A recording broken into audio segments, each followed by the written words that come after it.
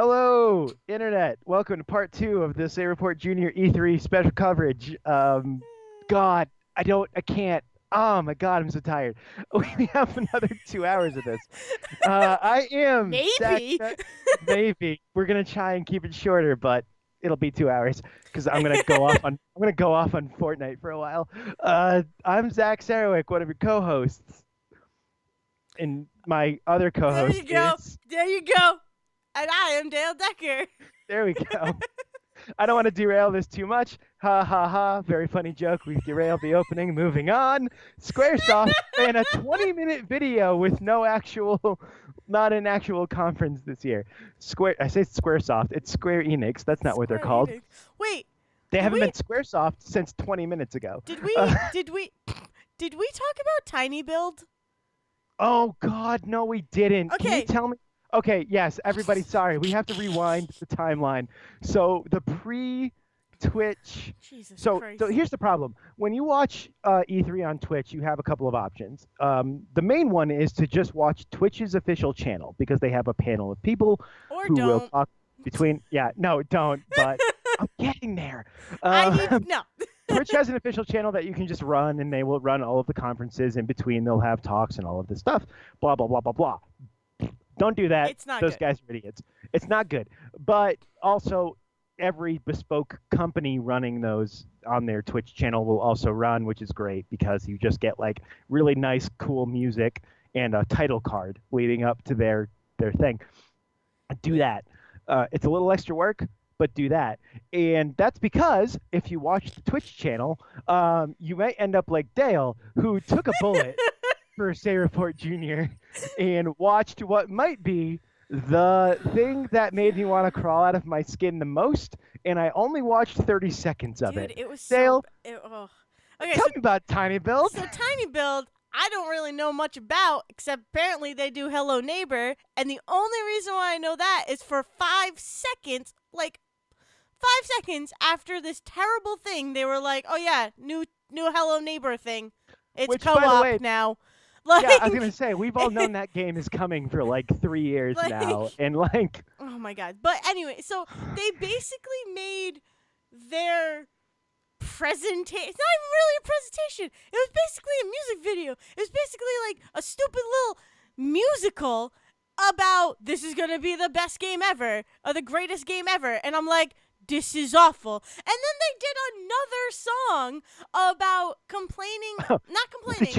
did you say outright, by the way, that they did terrible music? Did I miss that? I'm sorry, I was looking at my notes because I could have sworn they announced another game. But did you say that they did really bad Yes. musical Yes, numbers? Yeah, it was awful. It was so Okay. bad. They did that. It's the greatest game of ever, whatever. Blah blah doo Oh doo. God. That's not really the It's song. it's like if a High School Musical. I almost say Hello Musical. That's not a thing. Hello. I almost said what if. I mean, it's kind of like Hello Musical. It's like we want High School Musical, but bad. So we went Oh, with Hello Musical, so which is bad. like worse. It was so bad. And then they did one about like fixing the problems of beta, and it's like, guys, like I get what you're trying to do, but you're not doing it in a good way. I love independent developers. I do. I Yeah, love. Oh yeah, I they follow need a lot all of the them on love. I follow a lot of them on But- Twitter. In fact, I'm going to plug very quickly if you haven't looked up Spartan Fist or Cat on a Hot Tin Roof on Stream.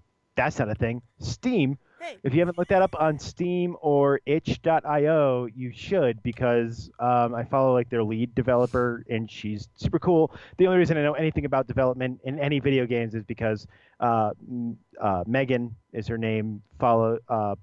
Explains so much about the development process that I would never know without her. So go look up on a Hot Tin Roof. Go look up Spartan Fist. Spartan Fist they just released, and it's like this cool roguelike game where you're going through different arenas just punching dudes with various types of boxing gloves. It's very cool. It's like Cool. $15. It's worth Nice. it. But yeah. Anyway. But yeah, then they did one. So, Yeah, they did I one love about indie fixing beta, devs. and but it's Tiny like, Build. yeah, we're gonna. She's like, well, what about the walls not being good? He's like, we're gonna fix it, and she's like, and what about the doors not opening? We're gonna fix it. It's like, guys, just just stop. Just stop. No one is liking this. And then, because I was stupid and I was watching the stream, I had it on in the background listening to it, and it was the Twitch people, and I'm like, okay. One of the like what's it called? I don't know, commentators, Yeah, announcers. sure. She was like, "We see you in the chat. Don't pretend like you didn't like that." And It's like, not pretending. no, No it's one's not. pretending. We're not. No, it was legitimately awful. She's like, if you know the gaming industry, you know that it's just one big fun party, and we're just always having fun, and blah blah blah. And it's like, yeah, okay, you can have fun. I like having fun too. That wasn't good. That just wasn't performed well. No. There's a difference between having fun and not being able to deliver on something. It was so bad. Moving on. So that's the quick start to our second part where we go on to talk about these things not over 2 hours. Oh, Jesus. So bad. I hate it, though, because a part of me wants to try Secret Neighbor or whatever. I'm sorry. I love, like I said, I love indie developers. I love theater nerds. I love people like I was a band theater nerd in high school. Yeah, so like I get it. I get it, guys. I get what you were doing. It's just like don't for like this is not your minutes, audience. For 15 minutes, don't make me sit through that. It's so bad. Well, it's also a brand of like know your audience, guys. Like Yeah. the people who are watching this only want to know about what games are coming out. We don't want to watch you sing or or try to sing or do any of that. Is a strong word, but I didn't want to be mean, but but yeah, like that's pretty much it. That's pretty much what it was. So bad. Okay, let's move on to Square Enix. Let's just move on. Let's just go on. So Square Enix, which was Squaresoft like 20 years ago. I don't know why that's still in my head. But Square Enix had their 20-minute quote-unquote presser, which was someone walked up to a laptop and pressed play, and basically gave us, bigger previews of stuff we already knew was coming. I feel like that's what a lot of this year was. Why does this look like it says Drag Queen? No. Dude, you can't Dragon read Quest. your only... It says Dragon Quest.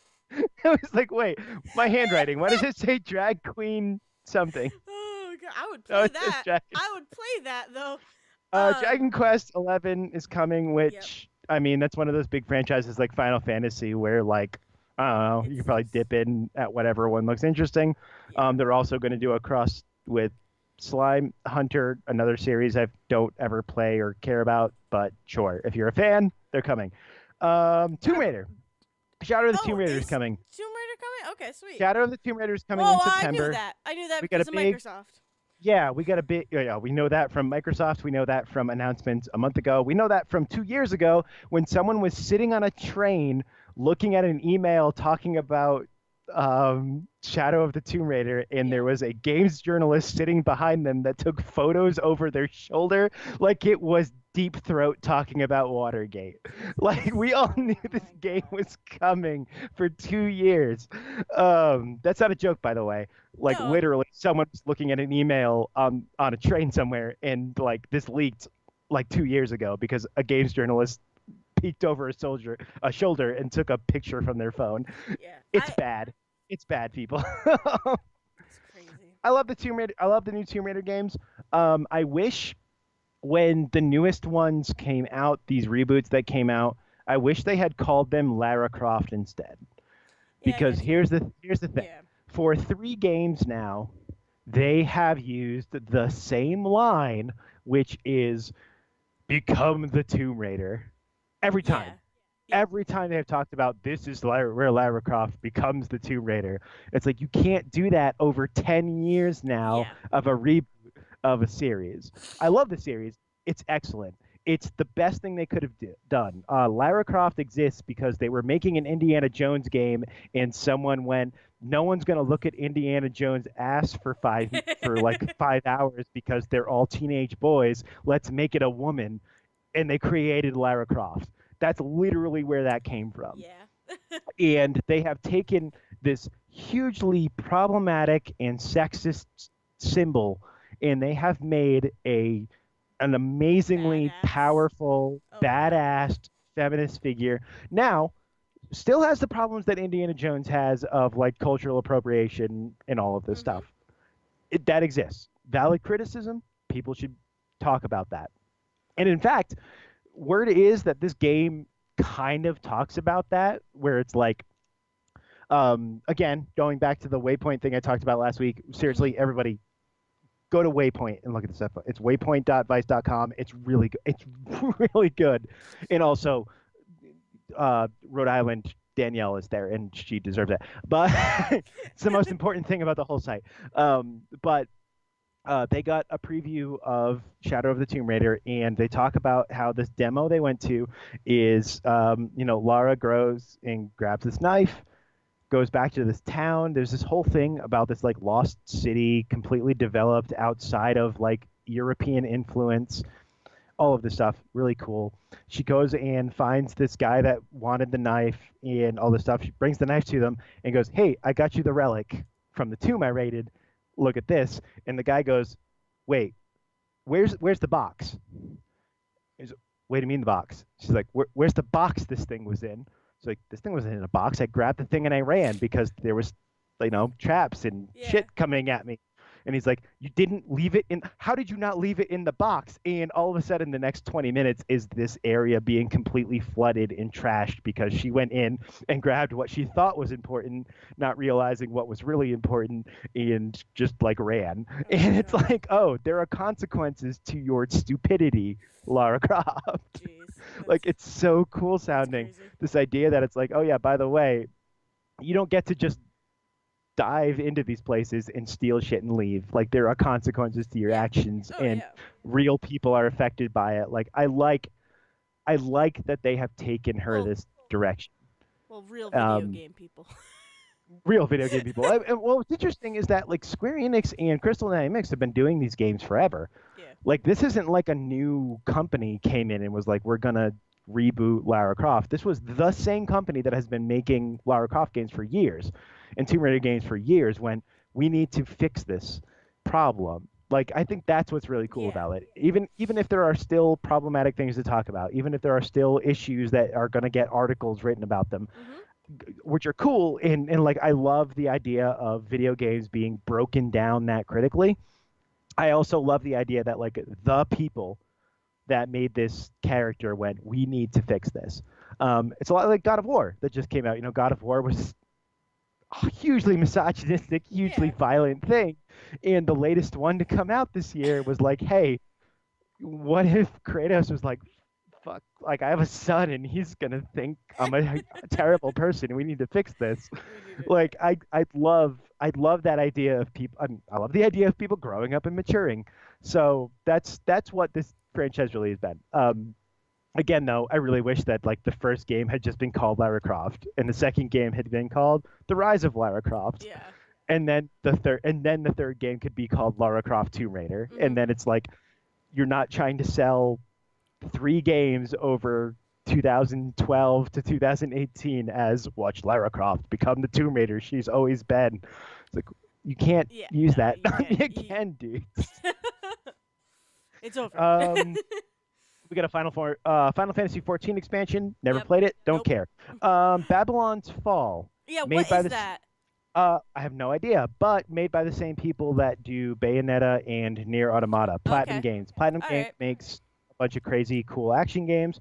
It'll probably be worth, checking out when it actually Comes out. has a trailer. I have Yeah. no Or idea what when it's it about. has a trailer. Octopath Traveler. Yep. Octopath Traveler, new RPG that's been around for about a year in a demo version on Switch. Yeah, which is what Finally I coming played. out. Yeah, finally coming out in July. New demo being released, I think, next week, if not end of this week. Um, really cool. Beautiful looking game. This Yeah, idea it's a that there cool are eight, animation. I think, eight characters you can choose from, Yep. and each one of them has a special ability Mhm. in order to interact with the world. So if you are the dancer, you can Yeah. seduce people into doing things you want, or if you're the rogue, you can bribe them or something like that, or if you're the researcher, you can trade knowledge with them and Yeah. stuff like that to Yep. get through the What game. you need to Looks get. really cool. I'm excited to. It's probably one of the first Switch games this year that I'm really excited for. We're gonna get into that in the Nintendo section about their second year being a little weird. But I feel like Octopath has been a game that I didn't have a lot of interest in originally, but I am super interested in now. yeah, You know, it's agreed. Yeah. yeah. Now that we know more about the game Mm. and have seen like 8 different demos for it, Yeah, like uh, I did try the demo on the Switch when it first came out, and I was like, oh, this is interesting enough. I'm and not Gord, sure if I care enough though. yeah, Like, but gorgeous. Like I want to talk oh, about the oh yeah, artwork for this game. it's super So cool. it's a half 2D, half 3D game where Yeah, everything is kind of pixel art, but the environments are 3D, and it yeah, just looks beautiful to play. it's so cool. Like every character is distinct. The environments look so beautiful. Yeah, Like totally worth. That's what Square Enix does really well. Um, they have a really bad habit of creating brand new engines for every game that they put out, which is why it takes them forever to do things like put out the Final Fantasy VII remake we didn't see this year, mm. that they've been teasing for like 10 years now. It's because every year they're like, oh, we're working on a new engine and new character designs. Oh, we updated the engine and the character designs. I secretly believe there's no one working on that game. I think there's just like, I think every year they're just like, no, no, no, no, no, don't worry about it. Oh my god. Just Cause 4, Yep, that's a weird. which was talked about at That Microsoft. Yes, that's a Um, fun, crazy series. The big appeal of that series is that you can do wild, crazy shit with the physics. yeah, yeah, Um, Just Cause 3 really stumbled. So Just Cause 2, which I haven't played, but I know is really lauded as like the story is kind of weird. It's like you're creating this revolution within this island, and the big push to it is that you can kind of jump into a situation and do things like I'm going to strap a explosive barrel to this dude and rocket him across the map and then explode him. Like that's the type of crazy stuff they let you do. And then Just Cause 3 didn't had that same ability but didn't encourage you to do it. I got that game for free off of like PS Plus 1 month, yeah. and I played it for like 2 hours, and I got bored with it because there was definitely crazy stuff I could do. I was never once, it was never once explained to me how to do it or why I should do that versus anything else. Mm. So I'm really hoping Just Cause 4 fixes that because I know that people had a lot of fun in Just Cause 3 walking up to a deer, taking a grappling hook, which would like you could strap one thing to another. So it's like Yeah, I could hit one guy and hit another explosive barrel again like across the room, attach them, and then just kind of smack them together, and then they would explode. The game never Jesus. wanted you to do that, Oh never told you to do that, but you could do it. And so like people would be like, "Here's a deer." And what I no. did was on every single arm of this deer, I strapped to a tree, a different tree, and then I put a rocket mine on its stomach, and I just set it off, and I No. watched it just kind of slingshot itself across. No. Oh, oh my god. So That's Just Cause crazy. 4 seems to be going back to that craziness because they have introduced, again, like Forza, which we mentioned last episode, is introducing this dynamic weather system, which is going to kind of change things up. The biggest thing being tornadoes. So we're just going to just have tornadoes randomly going across the map that you can either drive into Oh or god. shoot stuff into or fly up with. Because the other thing is that this game had like, Just Cause 2 was one of the first games that had a wingsuit that was really fun to just kind of fly around in. So the idea of taking a wingsuit and flying into a tornado and flying up it like Superman and just rocketing myself somewhere sounds really fun. That's pretty sweet. I just really hope the story Holds up. introduces that. Yeah. Yeah. I just really hope it lets you do that because otherwise you're just being told to do it. And it's like you do dumb shit on your own, and then the story is like, okay, now just go kill a bunch of guys and blow this up and Yeah. move on, which is Yeah. not as fun. Yeah. Exactly. But they also had the Kingdom Hearts 3 trailer, which is the same Kingdom Hearts 3 trailer we got the day before. Yep. I think when we get into Sony later, we'll talk about Kingdom Hearts 3 finally, Yep. which was finally a different trailer. But I just cannot believe that 2 days straight they played the same trailer. Yeah, that I was weird. cannot. That is Like, insane. The other weird thing about that is there's a section of that trailer where they start playing this really dramatic background music. And I think it's supposed to be important, Yeah. which is why they do this. But they play this really dramatic background music, and then they're playing a bunch of different scenes from the game, and you can only hear the dialogue as they're running around doing stuff. Where it's like, oh my God, save her, and it's like, oh my God, I can't believe this is happening, and they run back and forth. But none of the action sound effects are in there. Oh, really? None of the I ambient don't sound is in remember there. that. And so it's just background music and dialogue. Oh And then it's God. like people will run in to do an action thing, and all you can hear is the song. There's no background music, or there's no background sound. It's all music. And it feels like it was done by accident until we get Well, to Sony later when they do it again and you realize they did it on purpose. It's just not an exciting enough song to get you pumped up for yeah. what's Well, happening. the thing is like there is that moment in Kingdom Hearts, like the first one, where the whole opening is basically it's just a song, like, and there's some dialogue, but there's very little. But there's that the whole opening is just it's basically a music video.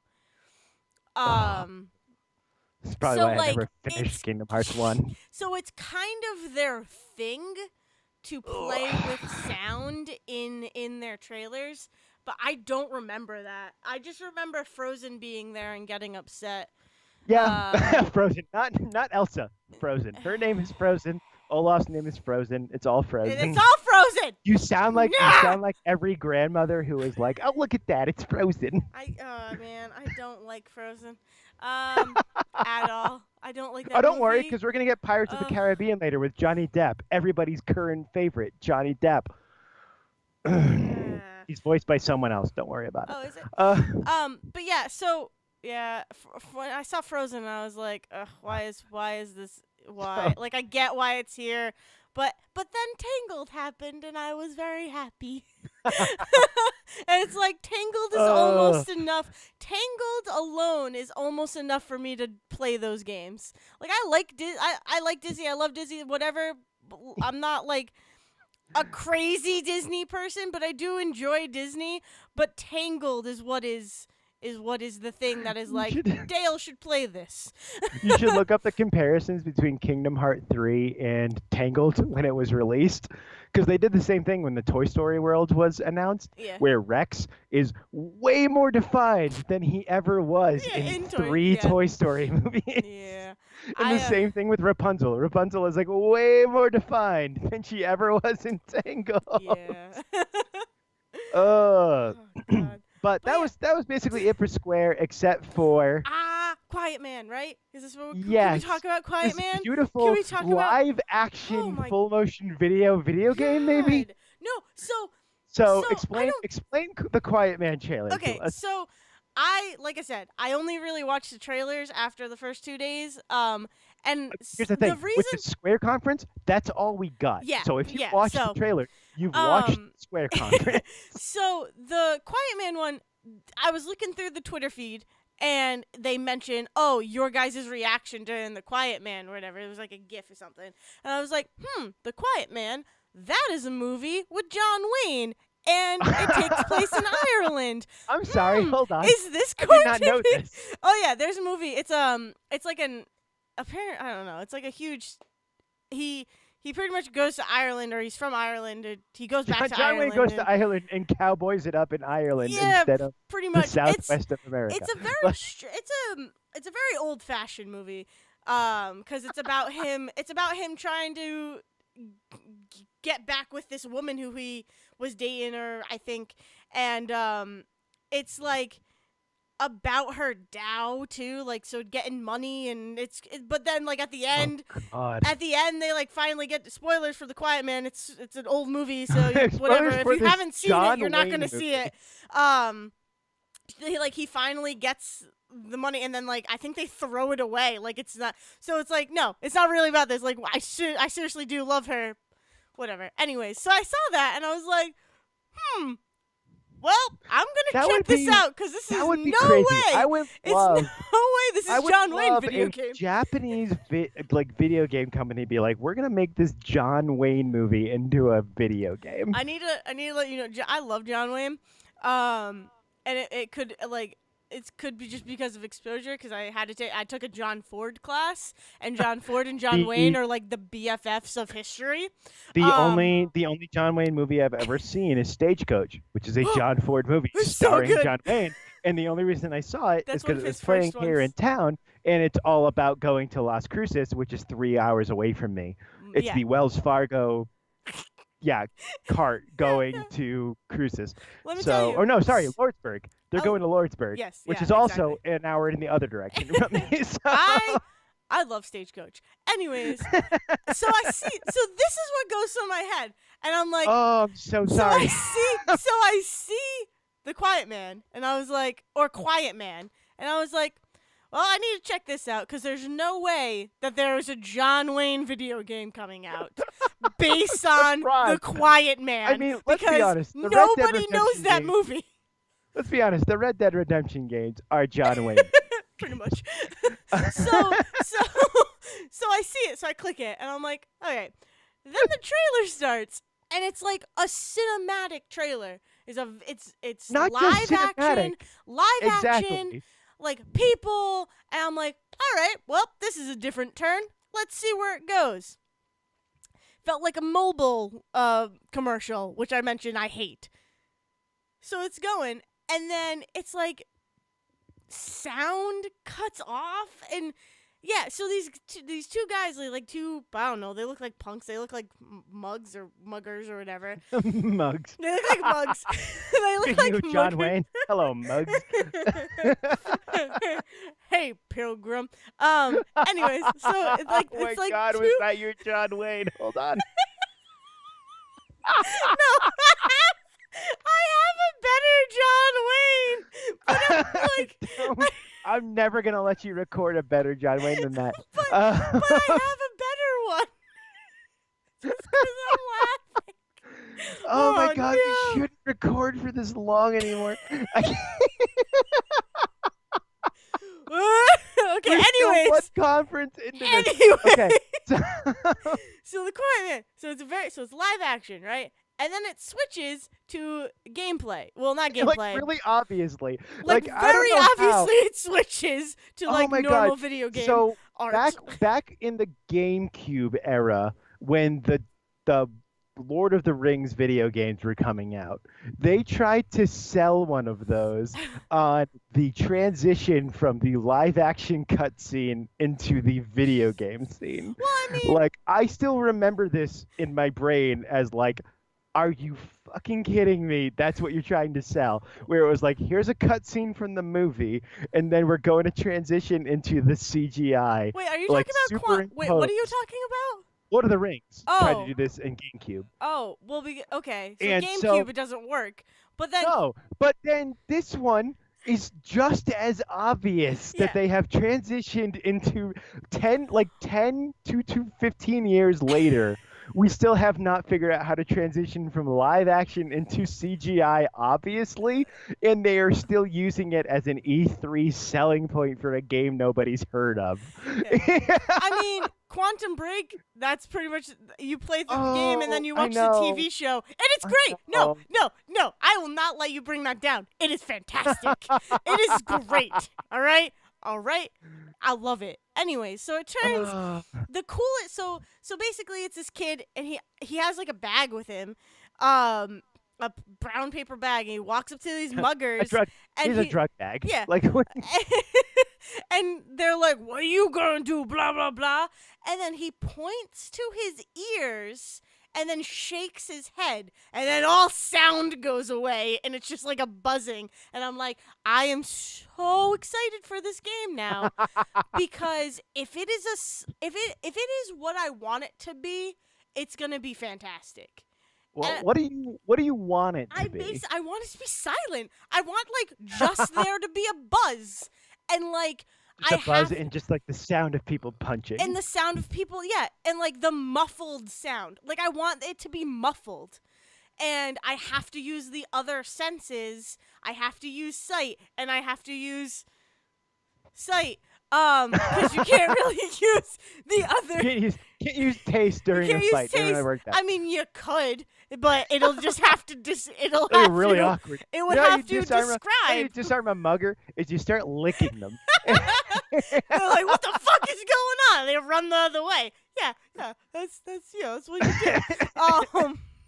But yeah, like you could do the taste and touch and stuff. It would just have to be described to you as like, oh, this feels really bumpy. I think it's corroded. I don't know. I don't know what I mean, this the game is about. I rumble on a don't know what this PS4 game is controller. about. I mean, that's the other problem with all of this is that Square Enix did 20 minutes of like previews, and I don't know how to play any of their No, games right now. no. But I am very excited for Quiet Man. I'm interested. It's like if you're I will playing give you as a that. deaf I am interested. if the main character that you are playing as is a deaf character, I am very excited to see what that means in a Ugh. video game world, which is primarily like relies on sound Yeah. to Yeah. get their things across and visuals. They're And gonna really taking use half that. of They're that gonna really away. use that HD rumble on Yeah. your controller. It's gonna be crazy, but I'm so excited for it. Oh. And I kind of hope that it takes place in Dublin. I will be so happy if it takes place in Dublin. So that was Square. Yeah, Again, 20 minutes, bunch of previews for stuff we'd already kind of seen. that was kind of the weird thing about E3 this year is that it was stuff we already knew about for the most part, and then like things that kept getting repeated. We're still coming off of 2017 was still a huge year for games. And I think what happened was E3 last year really tried to capitalize on that. You know, it was halfway through. We had gotten the Switch release. We had gotten Horizon. We had gotten Resident Evil 7. And so, like, E3 came along, and I think there was a lot of pressure on them, on, like, everybody to be like, this is the middle of a huge gaming year. We have to deliver. And I don't think anybody really did. Like, they tried, but I don't think they did. We got Horizon DLC and Days Gone from PlayStation, and we got a lot of really cool indies from Microsoft, and then that milkshake duck of the one that was like, yeah, but what if feminism ruled the world and it was terrible? Like everybody kind of just like fell on their face last year. And so I'm not surprised that this year was like everyone trying to play it safe because they don't know when the next big year is going to be. We got really lucky this year with like a handful of stuff, but like Switch is kind of stumbling through their second year, and PlayStation really just got God of War. Like that's pretty much it. Like Monster Hunter Worlds was really big at the beginning of the year, and then nobody's talking about it anymore. And like God of War was huge 3 weeks ago, and we all kind of experienced it. Done, yeah. And we're done. Exactly. Yeah. So we're kind of everyone's kind of like on their toes, waiting for what next year is going to bring. Yeah. Which who knows? Next year, 2020, even we're going to get another big year. But we're just in a transition phase for everybody as we all kind of figure out where we're going. It's fine. It happens. So but Ubisoft. we get Ubisoft opening with their weird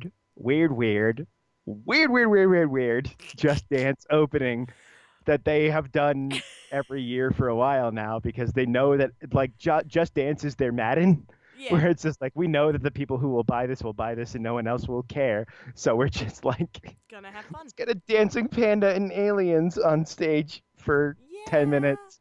Yeah.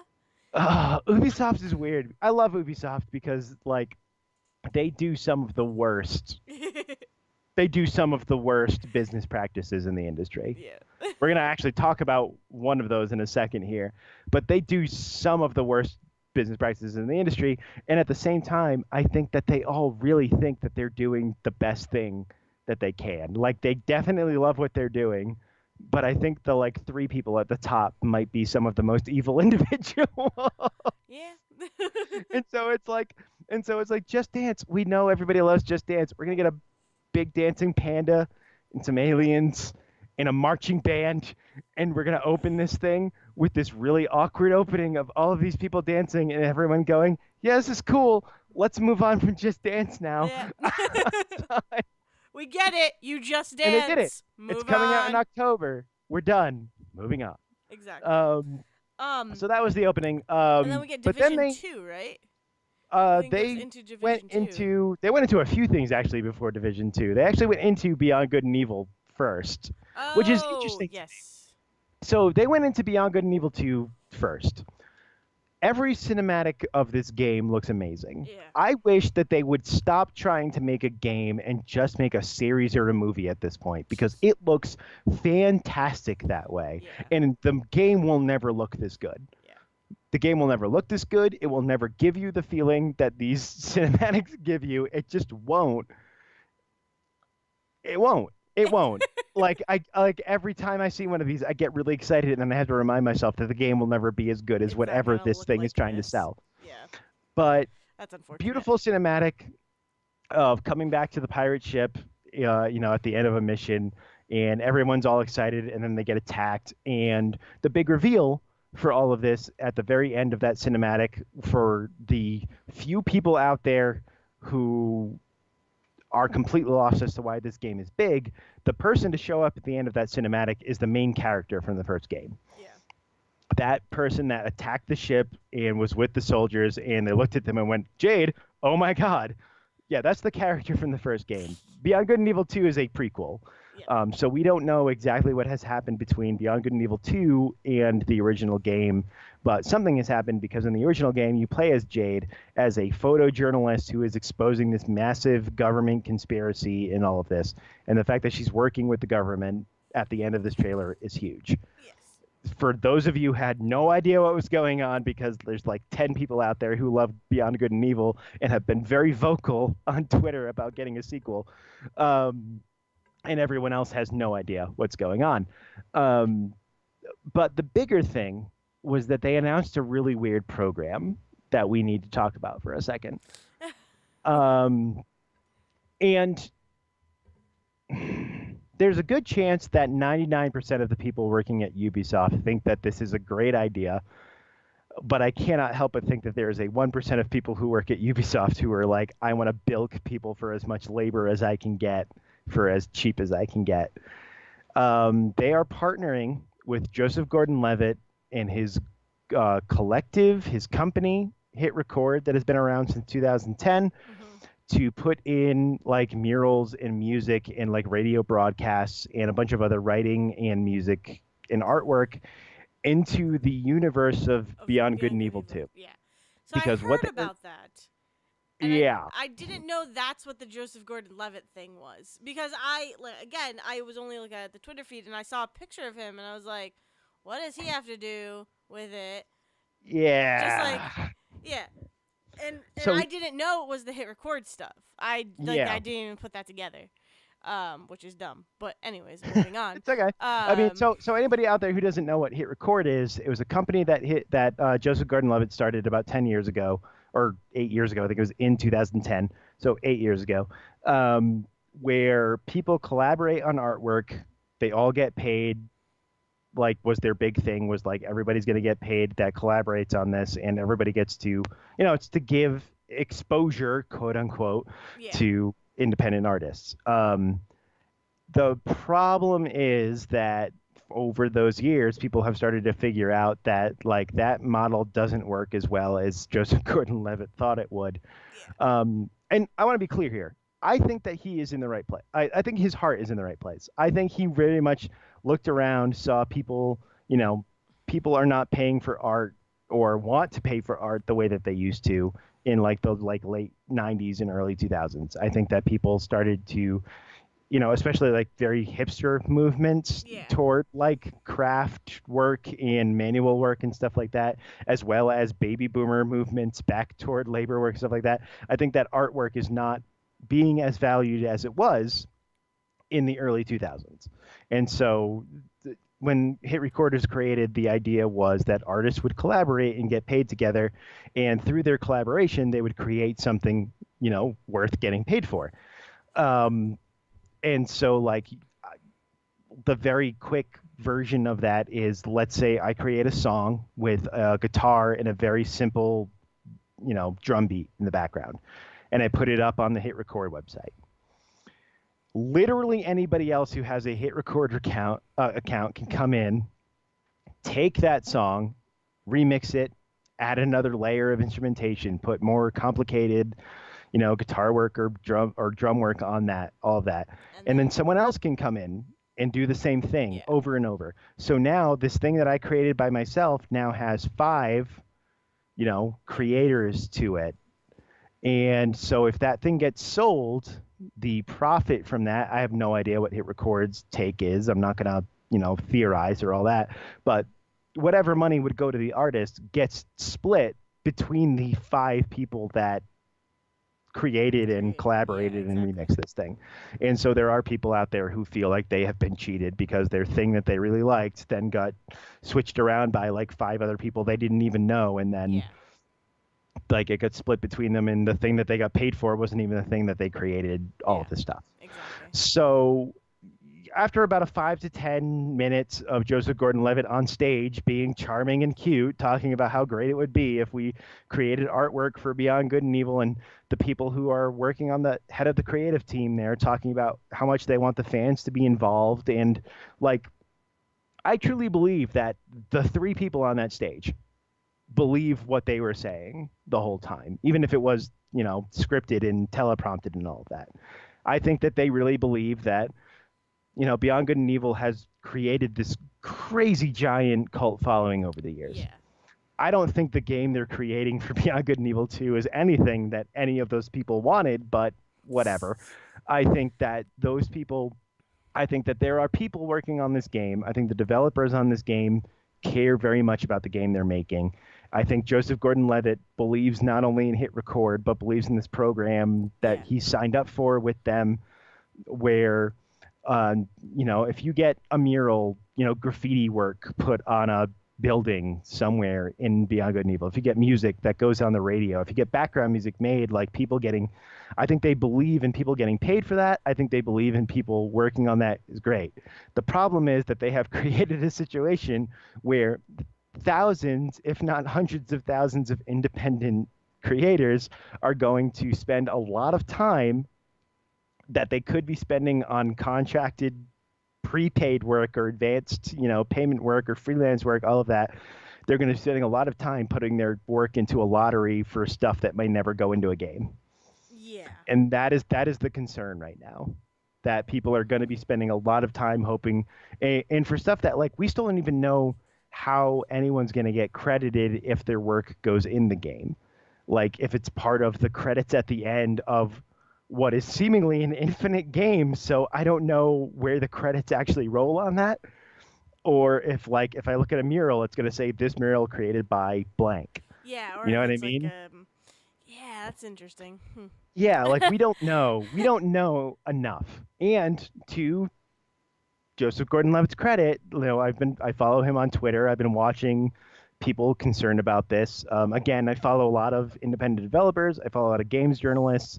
People have been raising this question, and at least about an hour or so before we started recording today, Mhm. he had put out a tweet that basically said, I've been listening to everybody.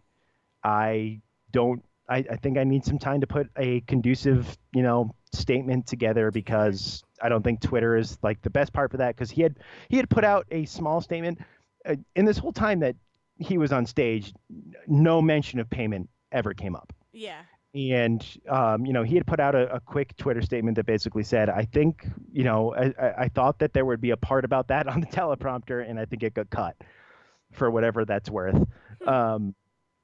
But Hit Record was always very big on the idea that people would get paid. And again, criticisms about that are all over the place, and you can find those. But that was always a big ethos of Hit Record, was that like the music and the artwork and the writing that you put on Hit Record is yours. It's not, you know, there's probably some small percentage that Hit Record is taking Taking, for yeah. processing fees or keeping up the website, but the idea was that it wasn't like you created the stuff and then 2 years later Joseph Gordon-Levitt got to go out on stage and be like, hey, look at this thing I created.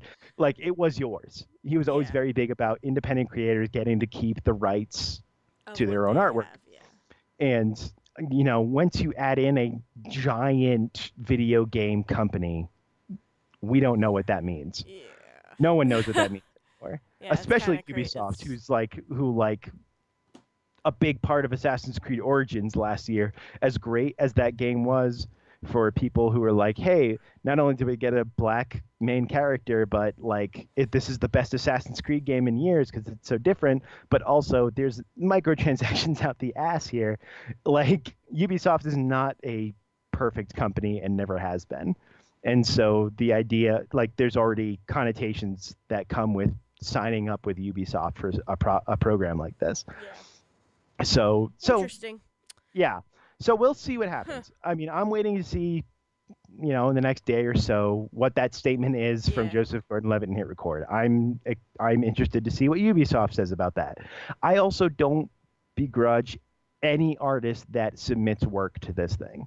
Like there are people out there who are perfectly happy to like sketch a thing and send it to Ubisoft and never care about even getting paid once because they just want to have their artwork included in this game that they loved, over a decade ago and is finally getting the sequel they wanted. Yeah, well, it's part of that, that community feel that Right. that we've talked about in the past. It's like, yeah, I'm going to send in this thing that and like it's like, oh, this is just like a quick sketch or it's just a quick little riff I just wrote.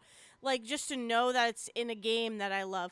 Like if they did that for say they did that for Horizon Zero Dawn, like I probably would try and submit something. I am not a great drawer or anything like that. Like, yeah, it's a matter of, do you care about getting credit for something? Do you care or do you care just knowing that you participated? It's kind of like that idea, I guess. Absolutely. And it goes back to fears of we like, live in a economy now that's like we have Uber and Lyft as a yeah, businesses that are like people are getting paid for very minimal work that they like very minimally paid exactly. for very minimal work they do, and vice versa. And the last thing a lot of people don't want is like this to become the norm.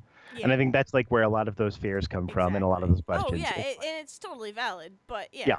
it's an interesting topic. It is, and we will see what happens as we go forward. I wasn't expecting to get as much as we did from Beyond Good and Evil 2 this year. We got another huge cinematic. We got some even like minimal gameplay, but we got some gameplay from them. Like the whole thing with Beyond Good and Evil franchise is that like they put out a trailer 10 years ago at like an E3 that was like really cool, and then no one talked about it for a while. So there was, I think, a feeling when they made this like the linchpin of their conference last year that they were going to end on this huge Beyond Good and Evil thing and talk about how it's this procedurally generated giant universe with an infinite number of planets. I think a lot of people went, we're going to believe it when we see it. And the fact that this was the second thing out of the gate for them, I didn't expect it. I didn't expect to see more than like another 2-minute cinematic. Honestly, if they hadn't shown anything this year, I wouldn't have been surprised. So the fact that they even showed this much and then went into this whole pitch about the community involvement and all of that, as shady or not as it may be, there's way more going on with this game than I expected. So that means that they are developing it and they are creating a game, and we might actually see something soon. Yeah. More than anyone ever really expected was coming. So the rest of Ubisoft, let's see. Assassin's Creed Odyssey, they talked about another kind of update. Sequel, but prequel at the same time because it takes place years before Assassin's Creed Origins. Really cool. The biggest, most important thing about that is that you get to choose between a man and a woman, and also you get to romance anybody you want. So if Anthem and BioWare were like, no romance options this year, Assassin's Creed Odyssey went, screw it. You get to choose the gender of your character, and also they're bisexual no matter what. So you get to romance anybody you want in all of this. Well, that's cool. So that's cool. Yeah, that's very even funnier watching idiots online who are like, but Greeks didn't have gay people. Dude, just everybody go Google the Greek. Go Google the ancient Greece. It was the gayest society. So that's the cool thing about Assassin's Creed Odyssey right now. Skull and Bones. I know that you're very excited about that. Ship combat. You don't get to do as intricate of exploration and kind of ship movement that you get to do in Sea of Thieves. Yeah, no. But I mean, it's a giant.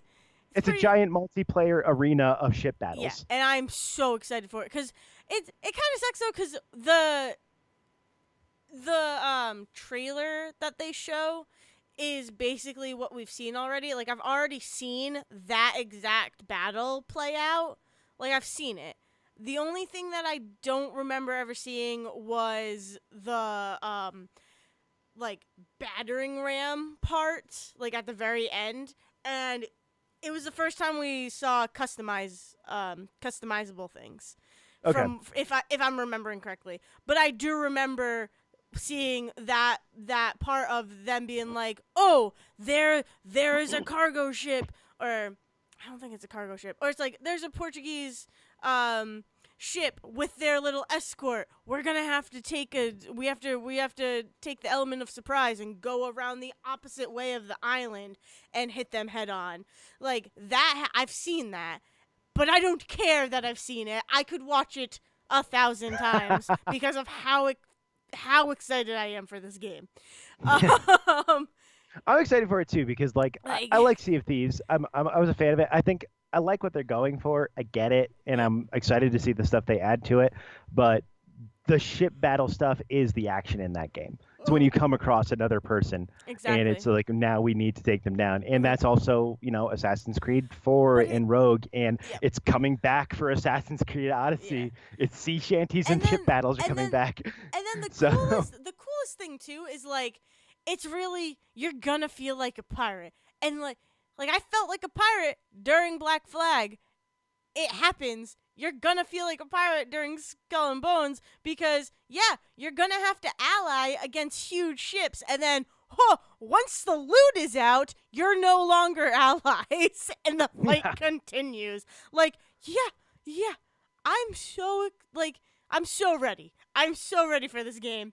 And it says that you can sign up for the beta, and I was like, I've been signed up for the beta for 2 years now. I would like it to come out. I would like a beta.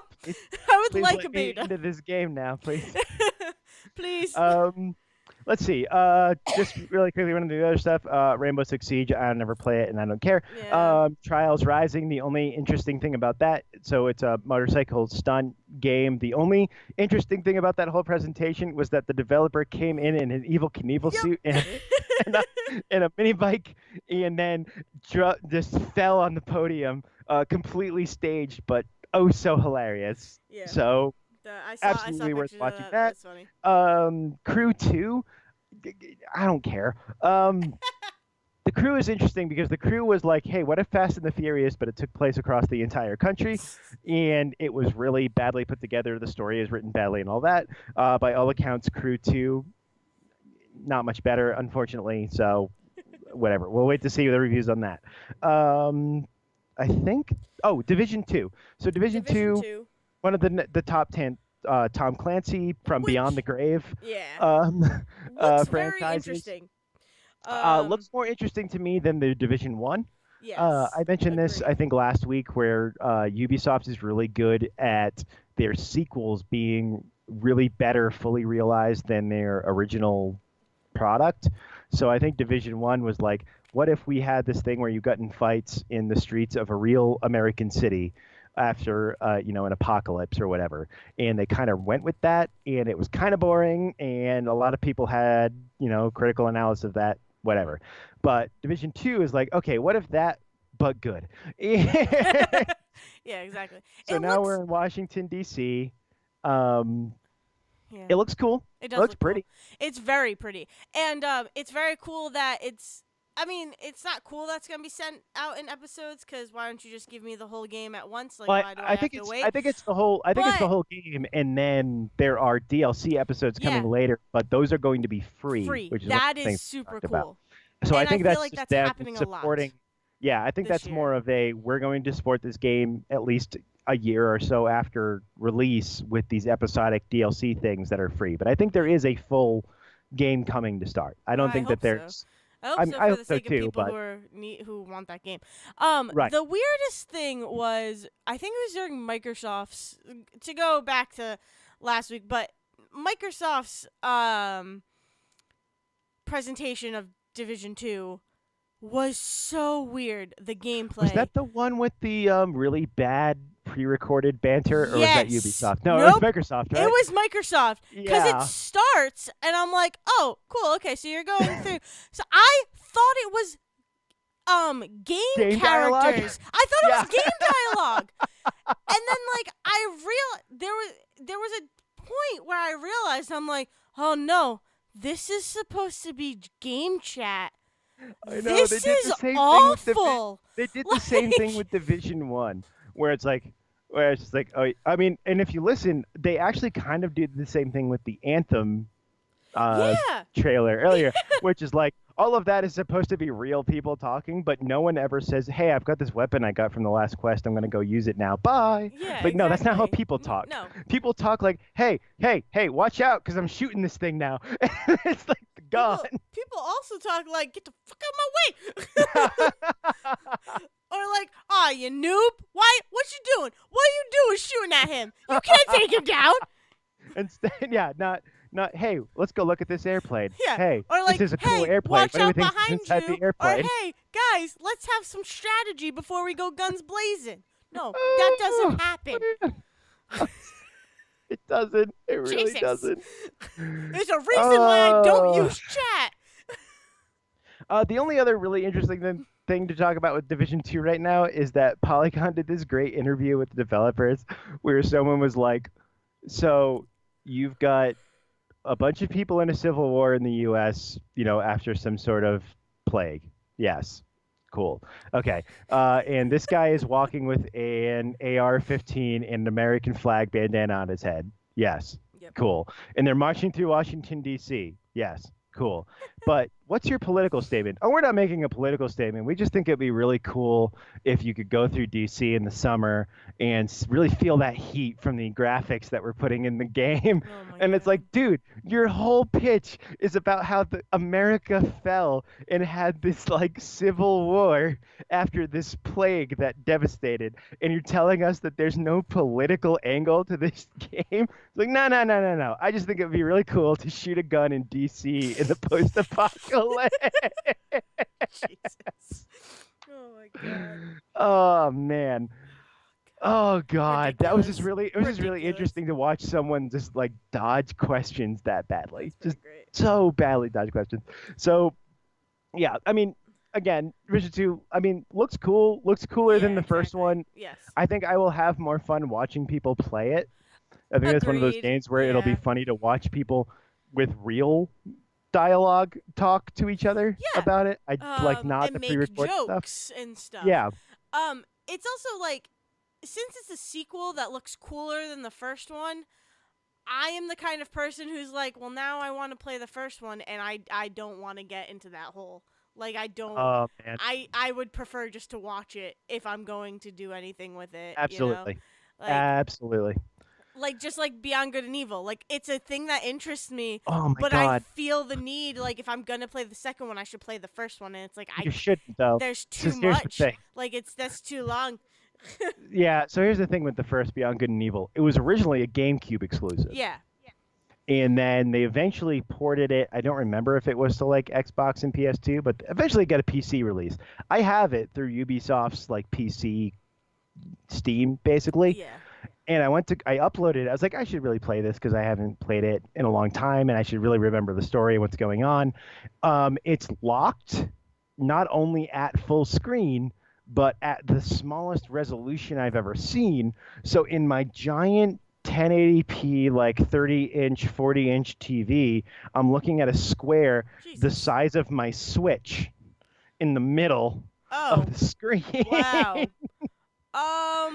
Yeah. No. So if you can find a let's play on YouTube of someone who's got it running at a better Yeah. resolution, better, all of that, do that. Do not buy it on PC and then try to play it because it will not. There's no option in game to change the resolution, and I do not feel like going through the effort of changing it like through files and Yeah, no. Uplay. That's insane. I think. Well, there was Mario and Oh, Rabbids with Donkey Yes, Kong. that's the last thing. That is the last thing about Ubisoft we should talk about. There's a DLC coming, a very large, what looks like a very big DLC coming to Mario Rabbids Kingdom Battle. Looks like a whole other world. Like that game is split up into 3 or 4 worlds with like 5 or 6 sections into it. And it looks like the Donkey Kong DLC that they are adding to it is going to be that big at least, Yeah. if not bigger. But And what it's gonna might be the Funky Kong. Maybe. yeah, so like you're gonna play rather where you were Mario running around and like with the 3 rabbits behind you. It looks like you're going to be Donkey Kong running around, and then Cranky Kong, Yeah. I think is Oh, his it's definitely rabbit's doppelganger. definitely Cranky Kong. Yeah, and Um. then you're gonna run around this world, which is cool. Yeah. Like the fact that it's that big, I love that. Yeah. I cannot stress how much that was the biggest surprise I have ever seen come from Ubisoft. Was like, we talked about the guy crying last week, which Yeah. is like the human version of that. But like, I cannot believe how big Mario Rabbids was. I cannot believe how big that was and how good that game is for a Ubisoft game starring Nintendo characters that they don't usually like hand out like that. It's phenomenal. It's absolutely phenomenal. Yeah. Yeah, I haven't even played Mario and Rabbids. I was like, oh my god, Donkey Kong! I'm ready.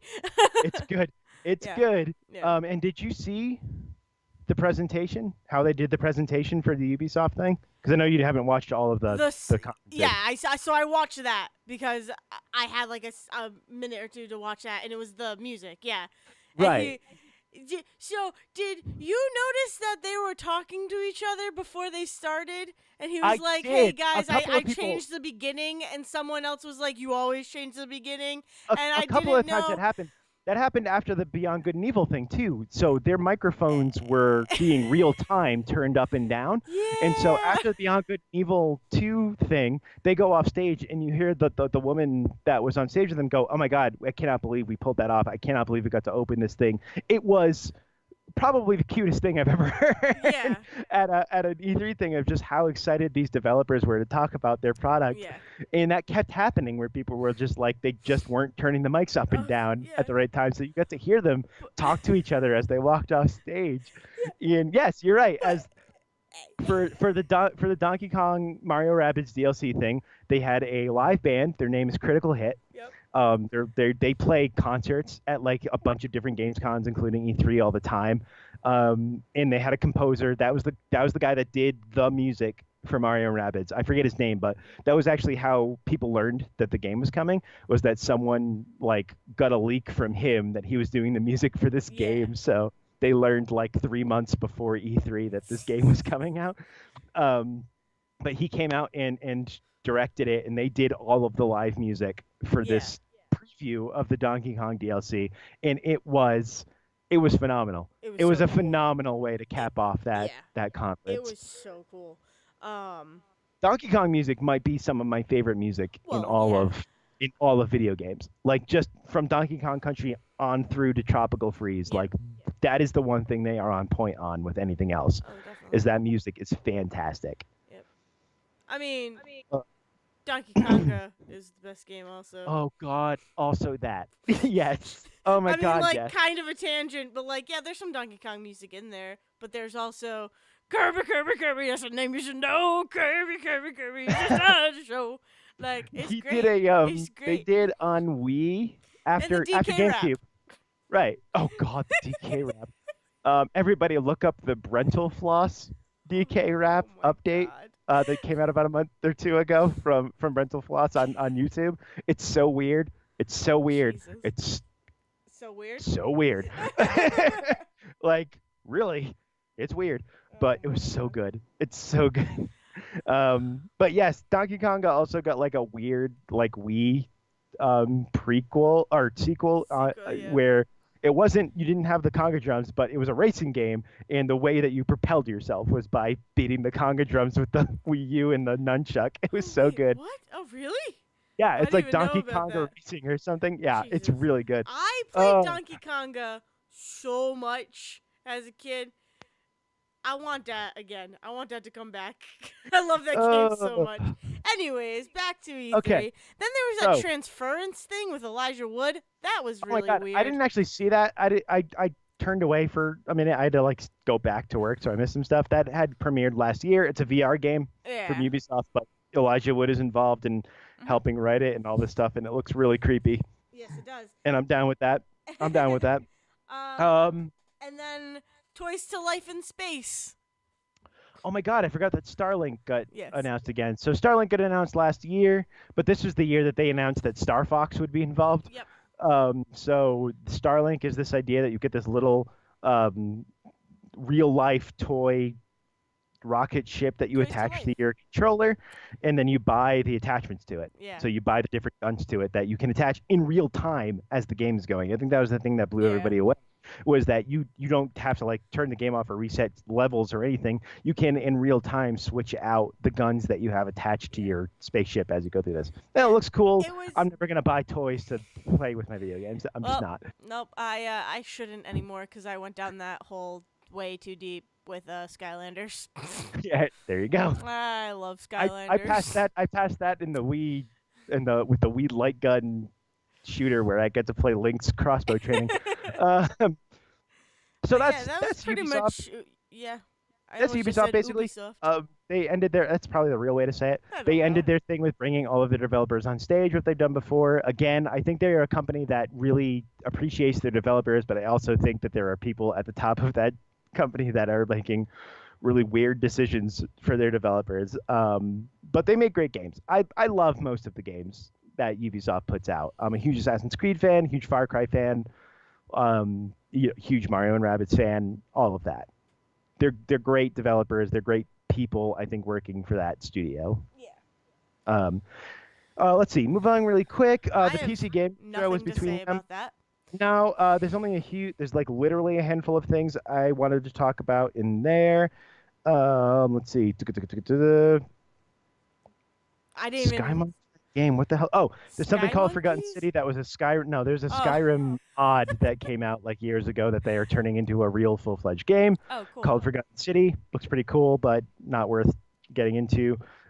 Star Control looks like No Man's Sky, but good, which looks like cartoonish. Cartoonish characters, voice acting. You get to explore a universe, all of this stuff, but it doesn't have the boringness that No Man's Sky was. Not again. That don't know enough about it to talk about it. Something called so Sinking City. There's two that I really want to talk about. Sinking City is the first one. It used to be called the Call of Cthulhu. It's based on the Call of Cthulhu RPG board game, Yes. which is just like HP Lovecraft horror RPG stuff. I heard some updated news on how that game actually works. Again, look up Waypoint stuff, everybody. They're the only ones doing like daily podcasts on this stuff. So I'm sorry I keep talking about them, but they've done daily podcasts on E3. But they talked about the demo for Sinking City that was available. It's this weird thing where like a city has been hit by this giant flood and is slowly sinking. But that happened like years and years before this game takes place. Because along with that flood came fish people. And it is at this point now where those fish people are just integrated into this kind of low slum London city, basically. So you are a down on your luck private eye going through this sinking city of fish people and humans and people who have mated with each other at this point. Like there are half fish, half human people at this point. Like that's how long this has kind of been going. You're a private eye, you're going through, you get this, you get the kind of cliche, hey, my husband is missing and the only way I can pay you is with our wedding ring kind of mission to go out and find this Yeah. possibly dead guy. And it takes you throughout the city, and it's just really interesting to be able to interact with the different people. It's Lovecraft based, so there's like you expect giant tentacle gods and weird, weird class conversations and just kind of like Victorian stuff. All cool. Sounds really cool. I'm waiting for like bigger previews to come out, but the Sinking City, I think it's worth watching for. The only other one worth talking about from PC gaming is Ooblets, which is like Pokemon, but not as violent. Oh, okay. It's been in development for a couple of years. Same kind of concept as Pokemon. You go around, you collect these creatures, they're yours. But the way that they fight is that instead of actually fighting, they have dance battles. Awesome. And so it's these cute little creatures having dance battles with each other, and the way that you win a fight is you completely discourage the other person rather than beat them till they faint. You just discourage them and make them sad, and then they like, okay, well, I'm not in this dance battle anymore. Oh my god. And like the photos from it are all very cute. It's all independently developed. It's great. I love it. It's gonna get your both Pokemon and Animal Crossing fix, I think, That's interesting. as the year goes on. So that's cool. Ooblets, OOBLEATS. Sweet.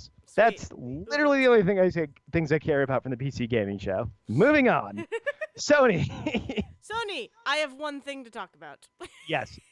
So very quickly, Last of Us 2 is coming out. Actually, very quickly, they did a very weird show this year. They chose like 4 games that they are like close to being Yep. finished and that they know everybody's excited about, and they decided to do very large previews for. And then in between, they cut in some surprise trailers here and there, and some really awkward talk that we don't need to get into. Much like the Twitch stuff before, Mm, the stuff in between the Sony stuff, really was awkward and bad. annoying. The Interesting. biggest stuff is Last of Us 2 is going to start. Ellie, anybody who played Last of Us originally, um, that game is about a guy named Joel gets he does scavenging work and he does delivery work in this post-apocalyptic world where people have gotten this like weird virus, like plant virus thing that turns them basically into zombies, and it's a post-apocalyptic world. So there are places that are run by the military and there are other places that are independent, and he knows his way to sneak in and out of all of those and also get around these like disgusting creatures, all of that stuff. But his newest delivery is a young girl who seems to be infected but immune at the same time, like seems to be a carrier Hmm. of this disease. Okay. And so his job is to get her to this group of people that will help them make a vaccine, because they've never had a human being who is immune but a carrier before. And so they think that she's like the linchpin in creating a vaccine for this thing and Oh ending wow. this apocalypse. It's Oh wow. beautifully it's made by the same people that made Crash Bandicoot and Uncharted, Naughty Dog. Hugely great storytellers. It's this deeply affecting game. It's depressing, so depressing at times, but also so uplifting. There's a great scene with a giraffe that has escaped from a zoo and is just kind of chilling out in like the campus of this um, university somewhere. It's Oh like this wow. deeply affecting scenes, and so they really blend these like really good emotional, like really well acted, beautifully crafted game. So Last of Us 2, everyone's been kind of waiting for to see what they're going to go with that world. What they're going to do is Ellie is now grown up. We learned in a DLC that she is actually at least bisexual, if not gay. Yeah. Because the whole DLC is about this like girl that she had a crush on when she was a kid, and so um, this new game actually starts with her at this like kind of church revival barn party. Hmm. Is Okay. really cool. She's voiced by the youngest daughter from Growing Pains, I believe, is the actress. Oh okay. Which, if anybody out there has ever watched Dollhouse from Joss Whedon, the girl that Caroline put her brain into toward the end of that series or the end of season 1, My which dad like would know who you literally mean, literally 5 people out there know what I'm talking about. But including actress, my father. yeah, really cool actress. And then the friend that she interacts with in this scene is Shannon Woodward, who is in Westworld and Raising Arizona, Raising Hope, which is basically the Raising Arizona of sitcoms.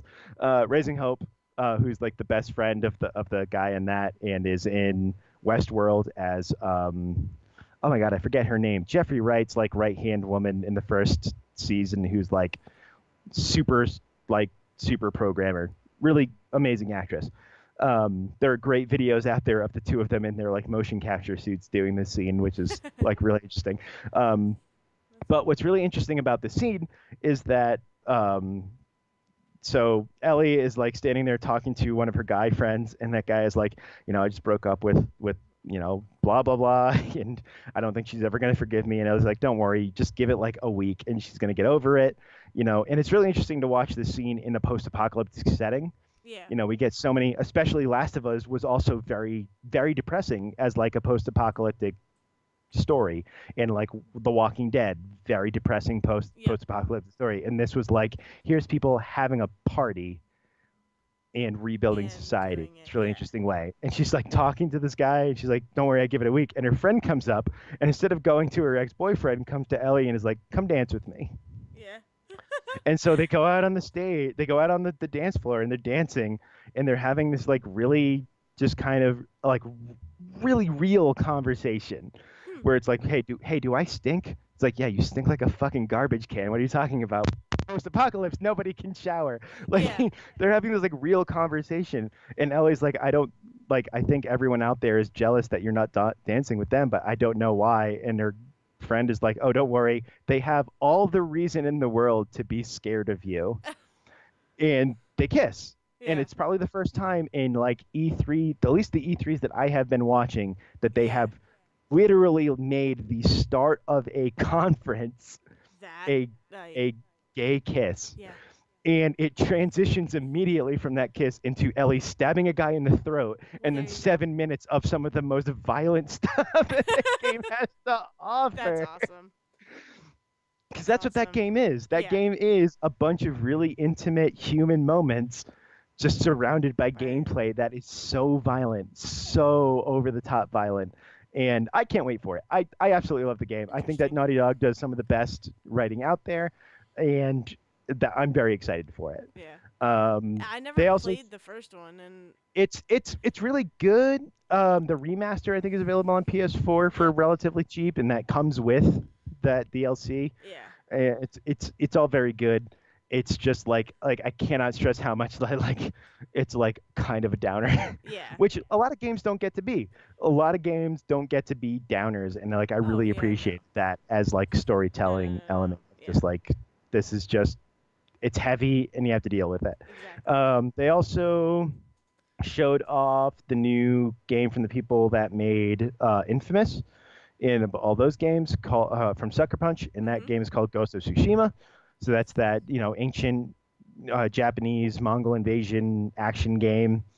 I mean, you're gonna go around and do a bunch of missions and kill a bunch of people with a katana. That's all that game looks like right now. They Mhm. showed off more Kingdom Hearts 3, and it was finally a different trailer than everybody else had shown off. With Pirates of the Caribbean, This I is the one guess. with Pirates of the Caribbean and Captain Jack. Those of you out there who are not big Johnny Depp fans right now, I don't blame you. But Well. the Captain Jack that has been voiced at least in Kingdom Hearts 2 and now in 3 is a completely different, is a dude doing basically a Captain Jack impression. So Yeah. There you there go. you go, there you go. But I just love that they didn't even hide it. That trailer basically started as, "We know you like pirates, so we gave you more pirates." Well then. But it did the same thing that the last trailer did, which was that the last third is that Is background that just song, silent, creepy? Yeah. and then is that background song and dialogue and no other sound, Yep. which means that they definitely did it on purpose. Which means why? Why did they do That's what they do. that? That's what they do. Go uh, back and watch the old things from the other ones. It's weird. yeah. We're gonna get a new game from the people that made Quantum Break and Alan Wake Yep. called Control. We don't know much about it, but I'm Which excited for Remedy to make I more am games in general. I'm very excited for that because it looks like a lot of mechanics from Quantum Break. Like, because it looks like there's some time elements and there's that. The coolest thing about Quantum Break was there are moments where you go into like time loops or something and it gets very crystallized. Like, the world gets crystallized and magnified and it just looks super cool. It looks like you're in a kaleidoscope pretty much. And there are those moments in that control, and it's like, oh my god, this is probably the closest thing so far that I'm going to get to a Quantum Break sequel. you know? So, I'm excited. I have to play Quantum Break. That's all I got. I played the You Alan really Wake games do. and absolutely loved them. I just never got near Quantum Break before. So, You need to because it's so good. and It's it's also so got good. it's got one of the Ashmores. I don't know if it's Sean Ashmore or the other one, but it's got one of them. I think it's Sean. I don't know if it's Iceman or not It's Iceman. Iceman. It's Iceman. Is it Iceman? It's, yeah. Okay. Yeah. Yes. We also got an extended look at Death Stranding, new game from the guy that made all the Metal Gear Solid games and is Yep. now making his own.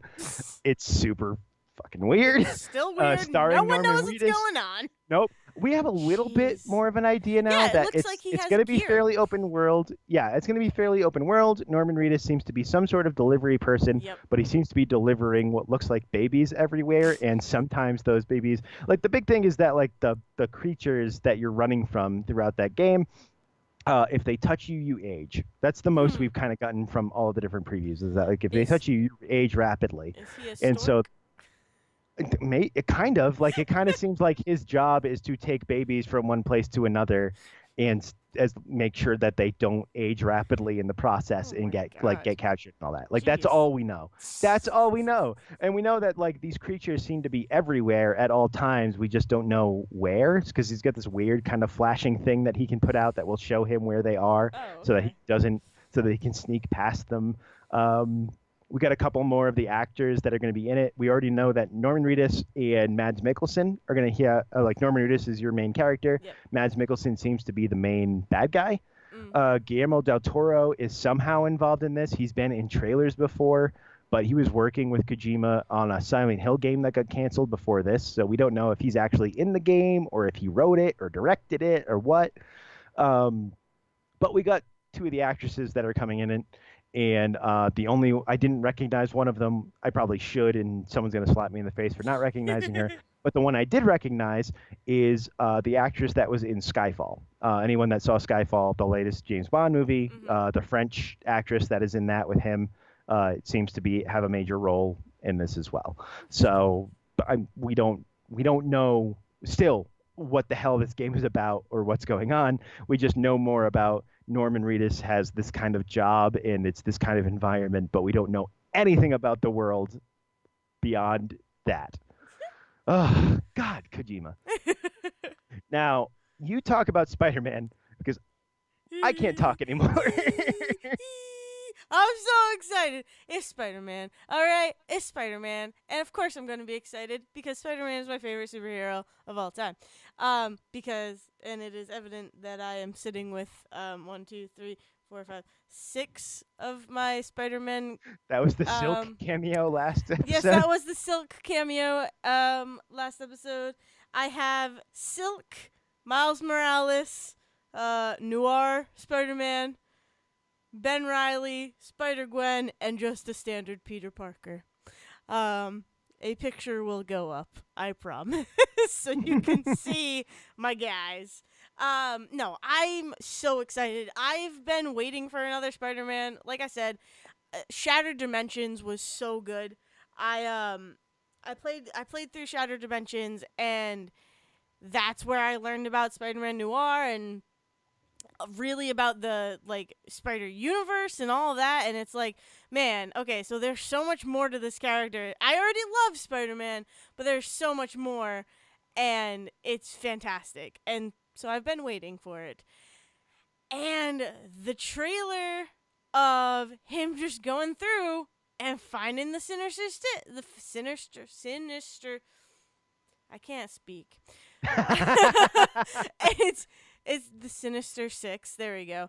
Which is weird, the Sinister Six, because I'm gonna stop saying that because it feels like it changes, like the members of the SS changes. It feels.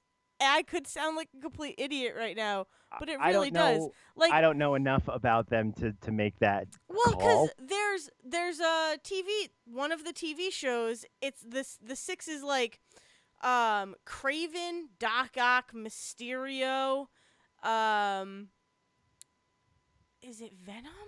It might be Venom, and then Green Goblin. Like that, and oh wait, no, and then there has to be another one. Oh, and Rhino.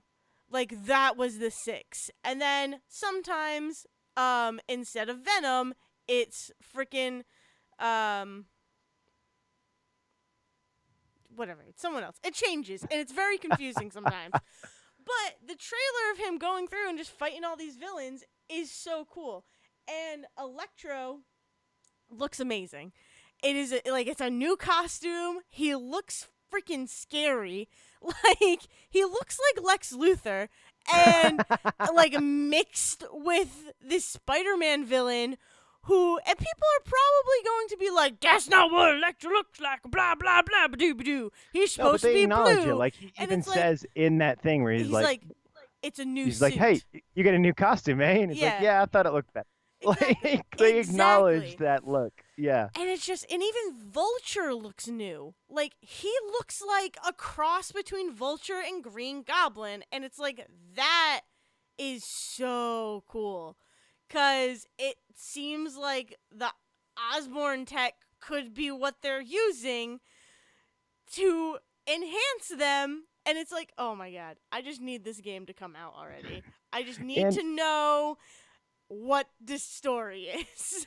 And I get really similar vibes to this as I did with Arkham Asylum. And this is not me ragging on the game at all. Like I think the combat works for Spider-Man to do that kind of thing. Yep. And I think that the flow as he is swinging around and instead of these like quick time events, it's just like hit this button and react as you go through. I think that all worked. And I love those.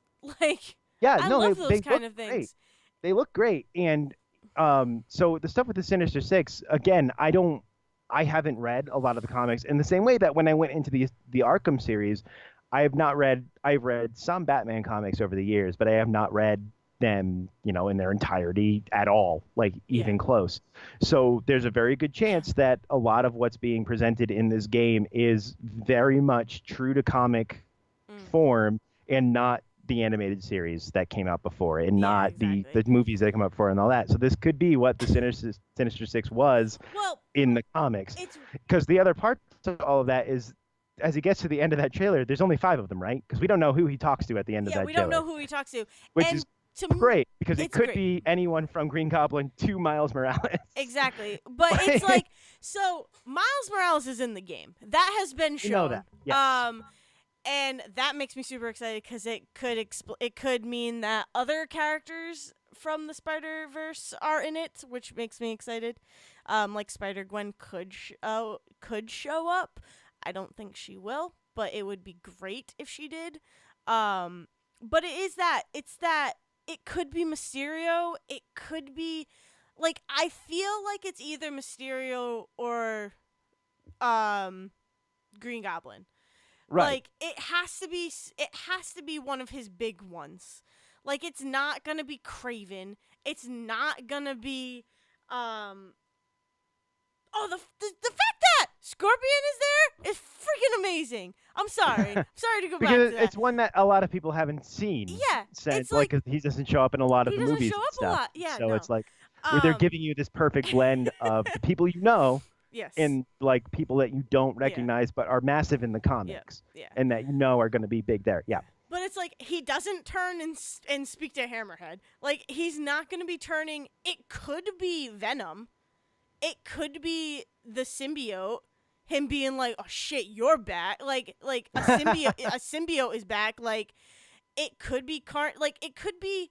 It has to be a big guy, and it's probably either Mysterio or Green Goblin. Right. Or it's someone completely different, and I'm gonna be so excited.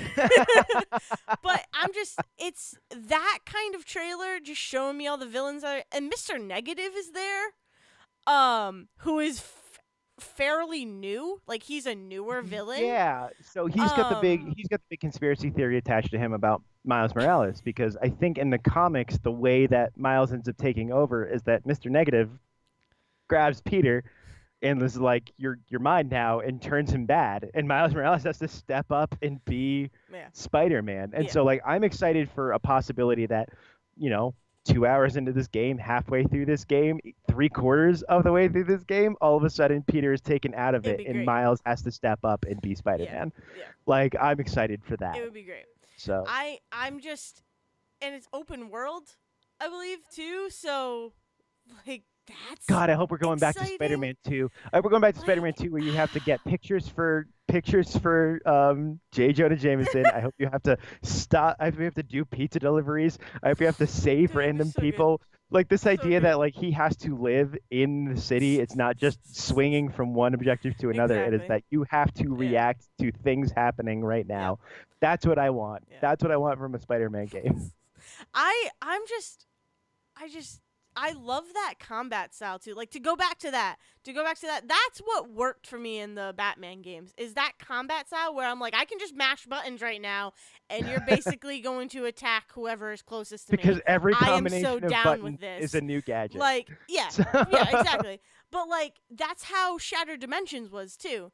Is that it's basically you're surrounded by people and you just have to hit your combos right and you're going to take them down and there are different finishing moves and ways of taking these people down. I hope there is stealth in Spider-Man so badly. Do I hope that there is stealth because I love stealth mechanics in any kind of game.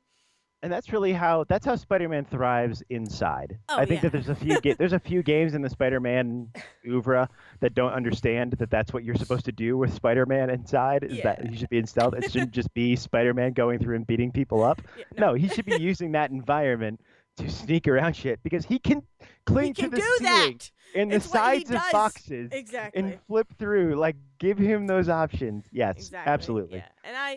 And I love the suit. I love the suit. The suit looks so cool. And it is very Sony in a sense. But it's the suit is beautiful. Yeah, And I'm it's just so new. ready. Like God knows, there's probably a comic that's had that for like years, and I just don't know. But it just looks different enough Yeah. that it all excites It's me. It all excites it's me. not it's nothing I've seen. And I don't even read that much of the Spider-Man comics or anything like that. I just know the character and know what is happening to him throughout the years, but like I've never seen a suit like that.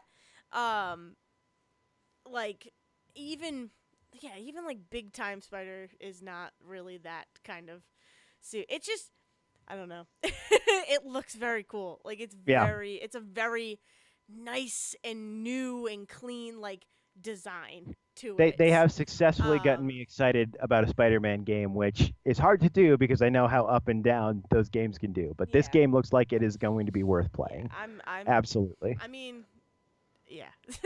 Uh, It's one that I didn't need convincing. Like as soon as it was announced, I'm like, "Yep, that's getting bought by me." Like no crap, I'm buying that. Um and it's coming out in my birthday month, so that is cool. exciting. Yes. Absolutely. So, Uh, okay, so yes. moving on from Sony, there's a bunch of weird stuff that happened with. I don't even want to talk about it. They had a weird conference, which included an old white guy playing a Japanese flute. Well, there we go. There it is. That's the weird thing that happened, everybody. But that was it. That was it for Sony. They didn't like we said. They didn't. Oh, I know what we didn't talk about. They remade Resident Evil 2, and it looks like they remade it with the engine from Resident Evil 7. So Oh, people have been waiting for this for years. The Capcom and whatever other studios work on Resident Evil I don't know about that a few years ago started remaking and updating and remastering all of their games. They did Resident Evil 4, pretty good. Considered one of the top in the series for an action horror. They redid Resident Evil 1, which I replayed, which was great. I enjoyed that.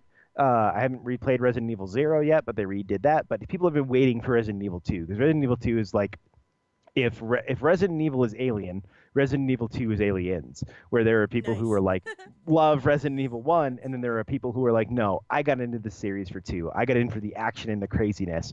And people have been waiting for that and it looks like what they were waiting for was for Resident Evil 7 to prove that people wanted a game to look that freaking good. Like they have completely redone all of the models. They have changed the way that game looks like they've changed the way that game is played entirely to match Resident Evil 7. It looks fantastic. I can't wait to play it. Looks cool. Because that's the one that introduced like the Titan and the guy that's like the big biohazard dude that's like hunting down the Star Labs people. If you've ever watched the second Resident Evil movie, which is I think Apocalypse, Mhm. like that is all entirely based on Resident Evil 2, the game. Perfectly looks cool. Looks worth watching. excited that they finally have that coming out. But that's pretty much it for Sony. I got nothing else. No, Let's do I'm good. Nintendo and get this thing knocked out right out the bat because most of what they showed we already knew was coming. The Nintendo Um, was like weird, nothing, weird. nothing. No, Like the they're coolest thing I like Smash. Okay, everybody's gonna be in Smash. Cool. 45 minutes of Smash. Like Daisy's gonna be in Smash. Ridley is going to be in By Smash. the way, Eh, sorry, I have to stop you for a second. So someone put up a picture of Rey from Star Wars, who is played by Daisy Ridley, yeah. and said, "Hey, Oh, that's awesome. here's the two new Smash characters." It took me way too long to figure out what the fuck they were talking about, Oh no. That's great. and it was Daisy Ridley. That's great. They'll announce probably a handful of new characters before that comes out. Yeah, But the like ultimate thing about Smash, if you are a Smash Brothers fan, what they have done is brought back literally every character who has ever been in a Smash Brothers game. yep. They're putting them in Smash Brothers Ultimate. They have retooled a lot of the ones that have not been around since Melee, which was the GameCube one that Yep. everybody loves. Yep. So Wolf is coming back from Star Fox. He's got a whole new look to him and a whole new moveset. Snake is coming back from Brawl, which is the Wii version. They kept saying that the Wii version came out 10 years ago, and it made me feel so old that I wanted to throw my Aw. phone out a window. No. Because I never played the Wii U version. So the last the last Smash Brothers game I played is 10 years old. So bad. It's okay. It's They're okay. bringing back Cloud. They're bringing back Bayonetta. They've introduced Daisy and Ridley, the main dragon bad guy from Metroid games. Yep. They're bringing back Ice Climbers. Looks Oh, cool. Splatoon Inkling is coming. They're adding these Splatoon Inklings. Like it looks cool. I think it's the first time that I've been excited to go and buy one in a decade. I never felt the need to go out and get the Wii U version, but the Ultimate version that looks cool. Yeah. I'll play it. I'll play it online. All of that. I like the idea of bringing all those characters together. I also like the fact that the same guy who has been the creative director on all of these games since like, if not Melee back on GameCube, then even N64, and is like infamous for being a guy who has run himself like almost to the death for this game series. And this last year, they made a big talk about the fact that I actually wrote his name down, and I'm going to say it, and I'm going to feel bad if I say it wrong, but his name is Masahiro Sakurai. God, I hope I said that right. But he has been with this series for, over a decade. And like, I know that there are a lot of people out there who are like, oh, they're just porting every other Smash game to Switch and not doing anything new. First off, they are. Shut up. They're doing new stuff. They already announced that. But like the idea that this guy is not killing himself for this game series is like, yeah, sure, I'll buy this game. Don't let him kill himself for this game series, please, because he deserves all the credit he gets for creating this massive franchise for Nintendo. But no one out there should be killing themselves for their video games. But that's pretty much it for Smash. Like, if you've played Smash before, literally this is Smash you've played before. Pretty much. But I mean, bunch of new characters. They've hinted at new. There was a really great single player part to the Wii version, and they kind of hinted at that for unlocking all of your characters for this. So that'll be interesting. there's also you can also choose genders. It seems. Yes. So Which is Pikachu is gonna be multi-gendered. Yeah. So like there's female Pikachu who is like, and what I like is that some of the costumes are gender locked, which means you have to play female Pikachu to play Luchador Pikachu, Yes. which I love. Exactly. I love that idea. The Inklings there are 8 different Inklings to choose from, four boys and 4 girls. There are 8 different. Oh, there's something else in there there's 8 different elves to choose from. I don't remember. But there are a handful of them where there are a bunch of them to choose from. It might have been the Wii Fit people or the Wii characters, the Mii's. There's or something. I know that there's a female Pokemon trainer as well. Yes, there's that too. So that's going to be cool. Yeah. It's yes. interesting. Yes. I don't know if I'm gonna be buying it right off the bat, but it is interesting. But good on Nintendo for, they're expanding Yeah. in a cool way. Like Yeah. this game series has been going for like 15 years, And I think this is a cool way to at least bring it to Switch and see what's going on. And with Switch, they have an option to update it in 1,000 different ways. Oh yeah. Oh I think. totally. Not much new on Let's Go There, Pokemon. there's a Isn't there a Mario Party? Mario Party There got is. announced, right? Yeah. So again, just same Mario Party, but with Switch. Yes, but now it's Uh, Super Mario yeah, Party. it's The Super first Mario time that Party. it's not Mario Party 11, it's officially Super Mario Party. So that's cool. Looks like Goomba's going to be a playable character, Yep. which will be interesting. Yeah, Um, nothing about Pokemon except for Mew is included with the Pokemon Ball, the Pokeball Plus. oh, is that what they were saying with that? Yeah, Okay, I so missed you that. get Gotcha. Mew. You automatically get That's pretty cool. Mew, which like now I need to get one because A, you get Mew, and B, if I don't get one, I feel bad that there's just a Mew sitting in a box somewhere. In the Digi space. In the Yeah, Um, I feel bad. Actually, going back to Super Mario Party really quick, one of the coolest things that they showed off was that if you are playing with four people across two switches, the two switches actually can connect to create certain games. Oh, So it's like cool. they will cross across the. So like there was one where they showed like pipes in this kind of maze-like path Yep. creation, and you put the two, you would readjust the switches next to each other Mhm. to create the path that you Oh, would go that's over. cool. So I like That's that. Yeah. cool. So not only guaranteeing that you need to have two people who have spent $300 with Nintendo, but their continued thing of bringing people together to play their games, like Super Mario Party sounds great. Let's Go Pokemon is doing their you can play multiplayer on that. That looks cool. And actually, the only other big thing to talk about with all that. Oh, sorry, two big things really quick. Paladins is Yeah. coming. It's coming to Switch I right don't now. You know. can do it.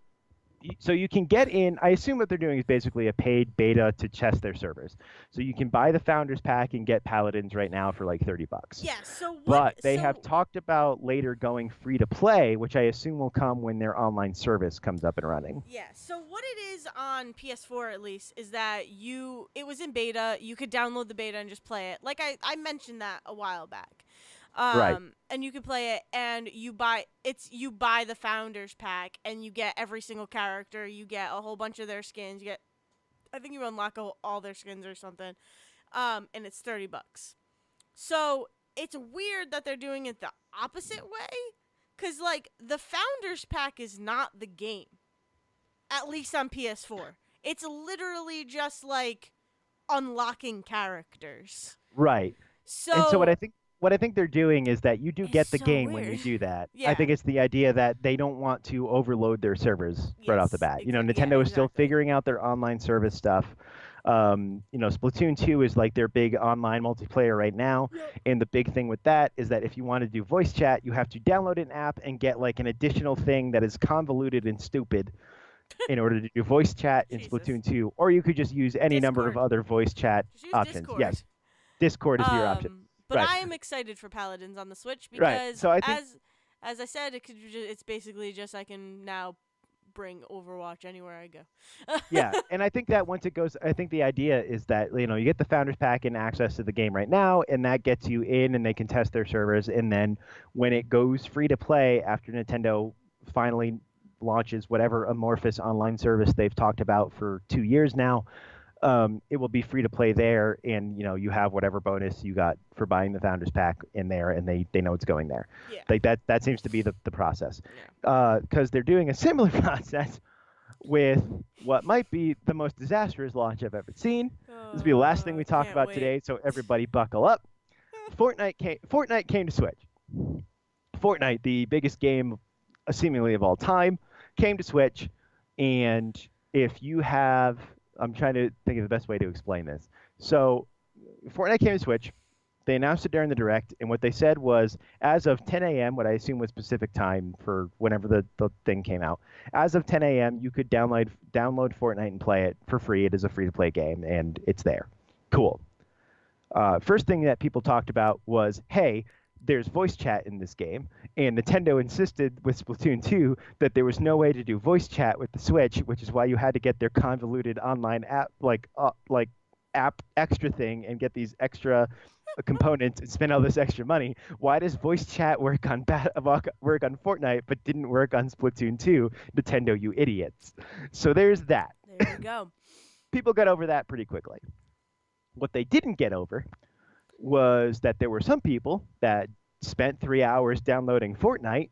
I'm pointing at myself right now. Oh no. Spent 3 hours downloading Fortnite to log in and be told that my Epic's game account would not work because I had originally created the account and had it linked to my PS4, a system I have not played Fortnite on since the first week I ever played Fortnite, where I downloaded it, I created the account, I played it, I went, nah, it's not really for me, especially on controller, deleted it, and then like a month later is when I finally downloaded it on PC to try it on PC instead. Yeah. But what they're learning and what people are learning now is that if your Epic's game account was created through PS4, was ever linked to PS4, is currently a link to PS4, even if it is unlinked now or you haven't played it in months on PS4, you cannot use the same Epic's game account on Switch. And you need this third party account to log into Fortnite and play. So you have to create a new one. It's not the biggest problem in the world. Like, it's not that hard. I've got 2 emails. I can create another one. Whatever. What annoys me is that they didn't tell me before I spent 3 hours downloading Yeah, it. no. And like, obviously, if you have to create a new account, that also means that, there's always been this problem. This all kind of goes back to months ago when Fortnite became this huge, huge, huge, huge thing. Epic Games wanted to make Fortnite cross-play between all of the consoles, all of the online versions, all of the mobile versions, all of this. They wanted you basically be able to log in anywhere with any version of the game you had, play with anybody else playing the game. And Microsoft, big PC people, so they were fine with it on Windows. They were fine with it on Xbox. They were fine with it on, Google was fine with it on Android. Mac was fine with it on iOS. All of these things you can crossplay against. Sony, you cannot. Sony has been, because they have the largest market, like they have sold more PS4s than anybody has sold Switches or Xboxes. Yeah. They have more people playing Fortnite than anybody has playing Fortnite. And so Sony has it in their head that they are king shit of fuck mountain. And that they get to make any decision they want and that everybody else has to deal with it. And so they refuse to let people cross-play between PlayStation and Xbox, basically. You can do it between PlayStation and PC, still owned by Microsoft, I will point out, but you cannot do it between PlayStation and Xbox, and presumably between PlayStation and Nintendo. But what's really weird and annoying is that people who have Epic Games accounts seem to be able to have their account linked to Xbox, to PlayStation, to iOS, to Android, to PC with no problem. Their items in their progress don't seem to come across, and that's fine. It is what it is. Yeah. Sony doesn't want to cross-play. You have, you're on different consoles, all of that. So, which unfortunately means that, like, if you buy what's called the Battle Pass, it's this, it's their, the paid part of this free-to-play game where you're getting extra unlocks and all of that. That will only work on PC and whatever console you want to link it to, whatever. But it's not going to cross over between Xbox and PlayStation, basically. Fine. Jeez. People have learned to accept that. It's annoying, and it's all Sony's dumbassery, but it is what it is. Yeah. But this seems to be the first time that if you go to log on to an account that they have said you need to have a different account entirely. Now, that might be, I'm still trying to figure that out. I have been talking, first off, I think that Epic should have warned people about this when they made this massive E3 announcement and knew that people on Switch were going to go and like, oh, I've got this game on PS4. I want to go play it on Switch where I can take it with me wherever I go. Exactly, yeah. Like, they should have known that that was going to be a problem and warned people.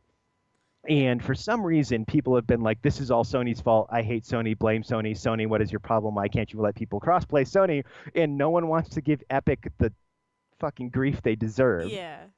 They deserve some grief. I'm not saying that Sony doesn't also deserve grief or more of the grief. Like, I have no doubt that this all comes back to Sony's crappy not wanting to crossplay deal. Yeah. But Epic is the one you have the game account with. Epic is the one that should have said, by the way, if you have an Epic account that is linked to a PS4, you need to create a new one with Nintendo. That's all they had to say. Yep. Literally all they had to say. Just a little warning, guys.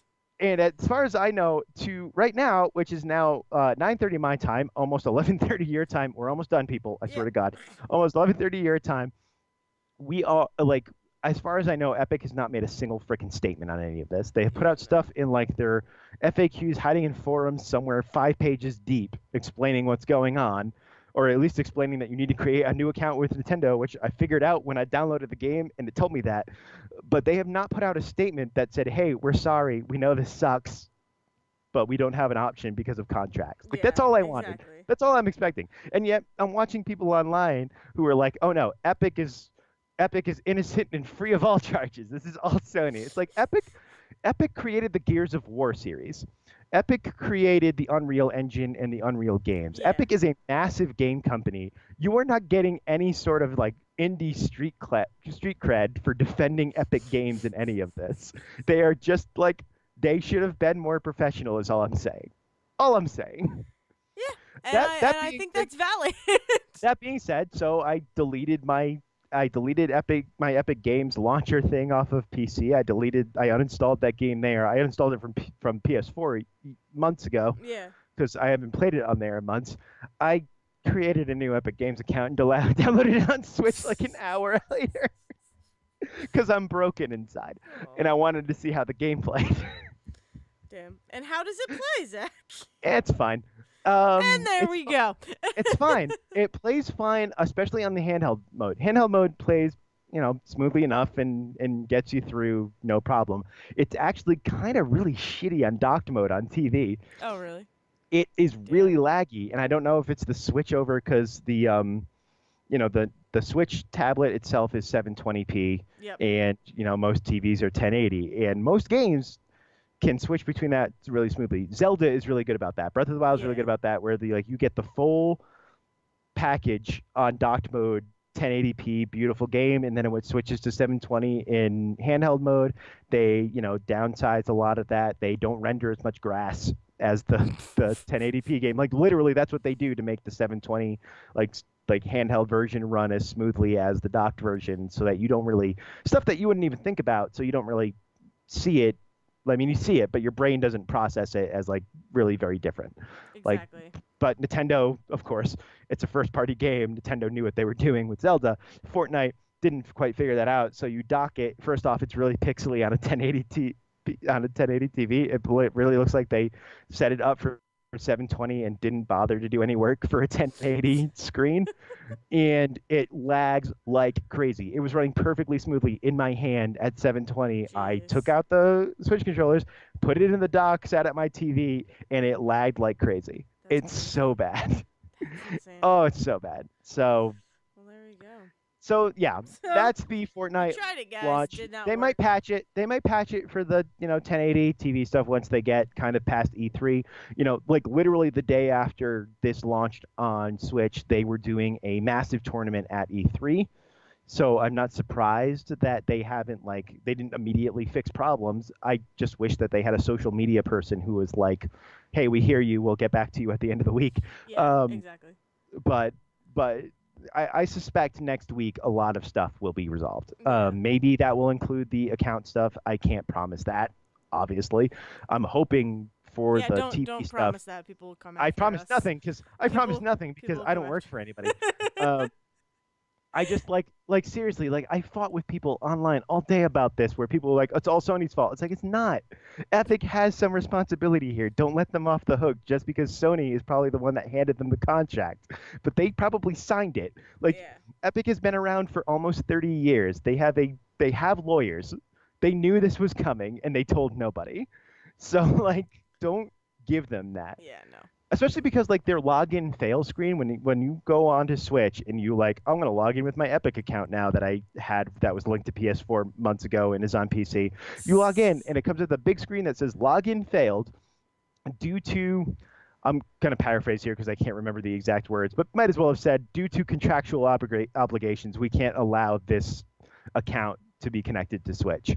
and it's out of our hands and we can't do anything about it. Yeah, I was like, I really wish you had told me that hours ago yeah. because like this is kind of shitty. And also it really looks like Epic is being like really whiny children that are like, "Oh, Sony made us do a bad." Oh. It's like, well, you know what? It's like because that's the other thing. Epic has said nothing. Sony and PlayStation have said nothing, which means that people are just going, well, we know that Sony is really shitty about crossplay. This must be Sony's fault. If Yeah. in a week all of a sudden it comes out that this is entirely Epic's decision, that they were like, we saw this massive opportunity, we were launching on Switch, and we knew that like millions and millions of people were going to play this game. So we decided that even though it's not actually Sony's fault, we decided to make this look like Sony's fault just to fuck with them. Like, there's a very cynical, very sad part of me that can see that happening Oh yeah.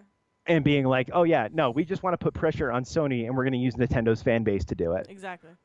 Right? So like It's that's why you come out with a Twitter message that just says, we hear you, we're sorry, we're working on it. exactly. Or you come out with a statement that you put on a blog, on a Just own developer's it. blog somewhere. You Yeah, just just need own to it and be own like, it. we understand. Just All be you had to say was the words, "We understand your frustration and we're sorry." exactly. Even if it was like, we can't do anything about it, we swear. The problem with that though is that you will still get people on the internet being like, "Well, fix it now!" Like, That's true. stop saying you're sorry and just fix That's it. true. Like, there will be But I would be fighting either with them way. instead. Yeah, that's Yes. true. Either I yeah, would be fighting with them instead of the blame Sony people. Like that's exactly, all it does. exactly. But that's E3, everybody. That's E3, and that's 4 hours, and I'm done and spent. Woohoo! Biggest. So the next few days, there are still people like in LA at E3 getting demos and learning, deeper things. So we're going to see that online. Yeah, We might talk about some stuff later as it comes out. But exactly. that's the big press conferences, and that's the show that they put on for people who didn't get to LA. Yep. That's what the games industry wants people who didn't get to LA to think To about. see and yeah and Yeah. know and find out. Yeah, it's Um, good. So before we end, let's do like your favorite games that you are excited for. Like let's see. just like top 5, I guess. Yeah, I mean, I'm Let's do still that. excited for Let's Go Pikachu and Eevee, Okay. even though they didn't get a huge massive showing from that. The show we got last week, I'm still very excited about that. Yes. Cyberpunk 2077, very excited to kind of see what that looks like. Assassin's Creed Odyssey, I'm a massive fan of that series, for better or for worse. I slogged. It took me so long to slog through Assassin's Creed 3. It's such a bad game. But I'm on 4 now, and that's pirates, and that's sea shanties, and that's the song Donkey Riding that I still get to mess with my family with. So like I'm excited for Assassin's Creed Odyssey, and I mean the more that we hear about Anthem, the more I will get excited about that. I mean Yeah. that's really that's the big stuff. I got you. There's smaller Okay. things in there like Octopath Traveler. I'm definitely gonna check out when that comes out too. But as far as big stuff goes, those are probably the big name things. I got you. What are Yeah. you excited? See, I don't know if mine are all big name, but I Sea of Solitude. I'm very excited for. Yes. Just again because it feels like rhyme, and I'm excited to have another game that brings me that much joy and sadness. Um, I We Happy Few. I did not think I would be as excited as I am. But it looks so interesting. Yeah. No, and you're not wrong. yeah, no, I did not think I would be that excited. Quiet Man, obviously, I gushed over it enough. Spider Man, again, obviously.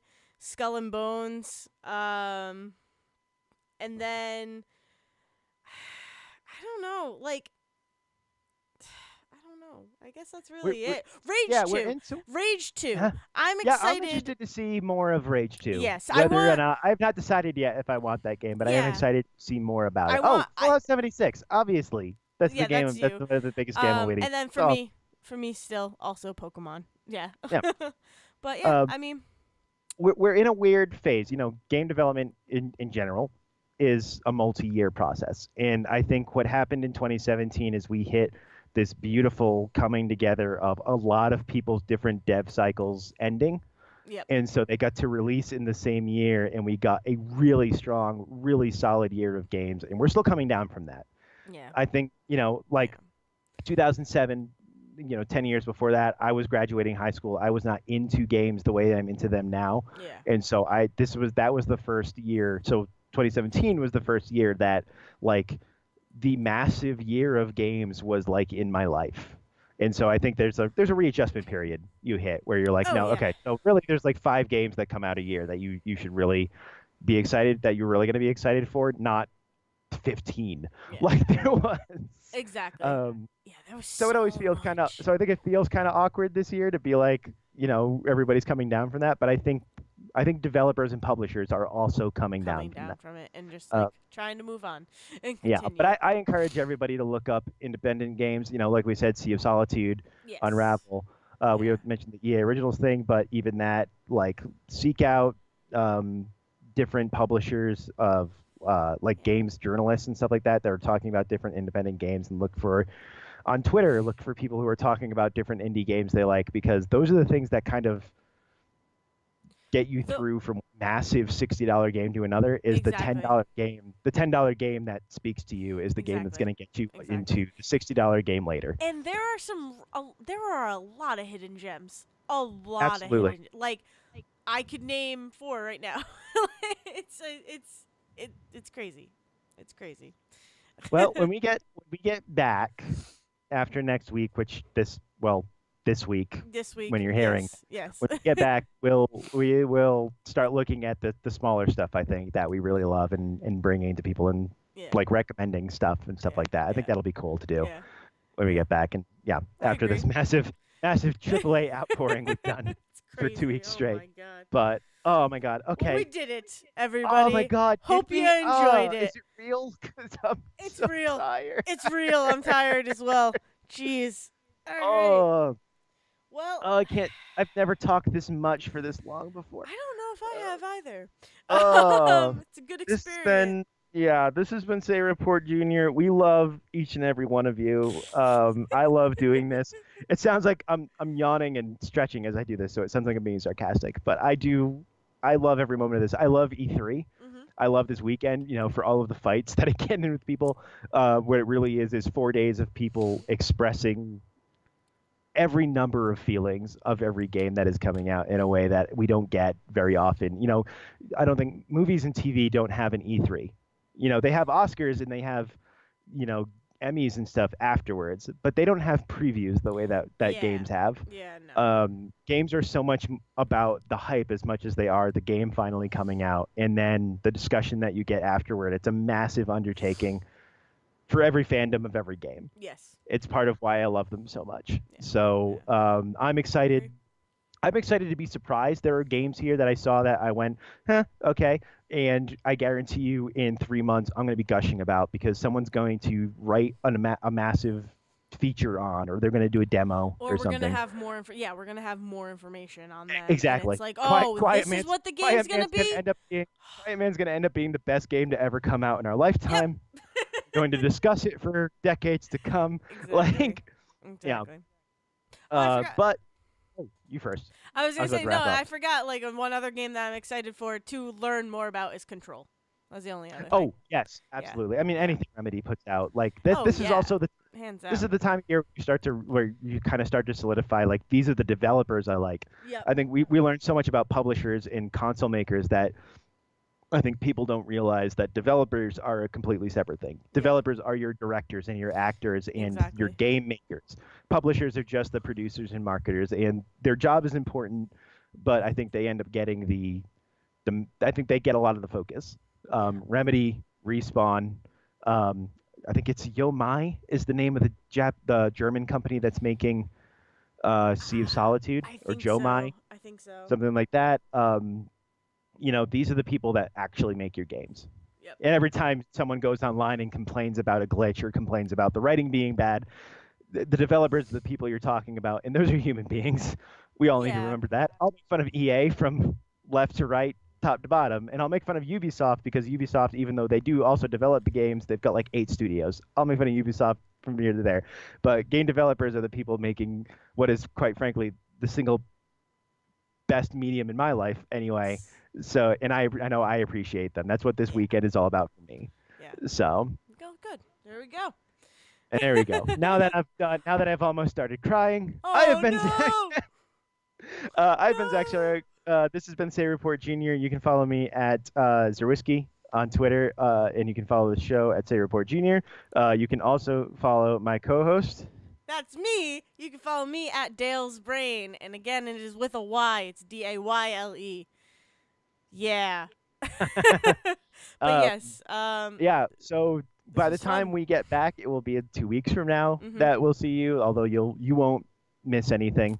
Yeah. Thankfully, No. You. that's how important you are to us. But we love you. We miss you. Please don't melt in this terrible, terrible heat. I think I might be the only one living in it right now, but God knows what Yeah. Rhode No. Island feels like It right was raining today, so. now. A little uh, bit. It was a little bit of spittle, let's spittle. find out. Let's find out what it's like where Liz is from. Liz, take it away. Oh my god. Thank you for listening to The Say Report with your hosts Dale Decker and Zach Sarowik. Please follow the guys on Twitter and Facebook by searching for The Say Report, and you can always subscribe on your podcast channel so this is delivered straight to you and you can enjoy it every week. With apologies to your mother, we'll see you next time.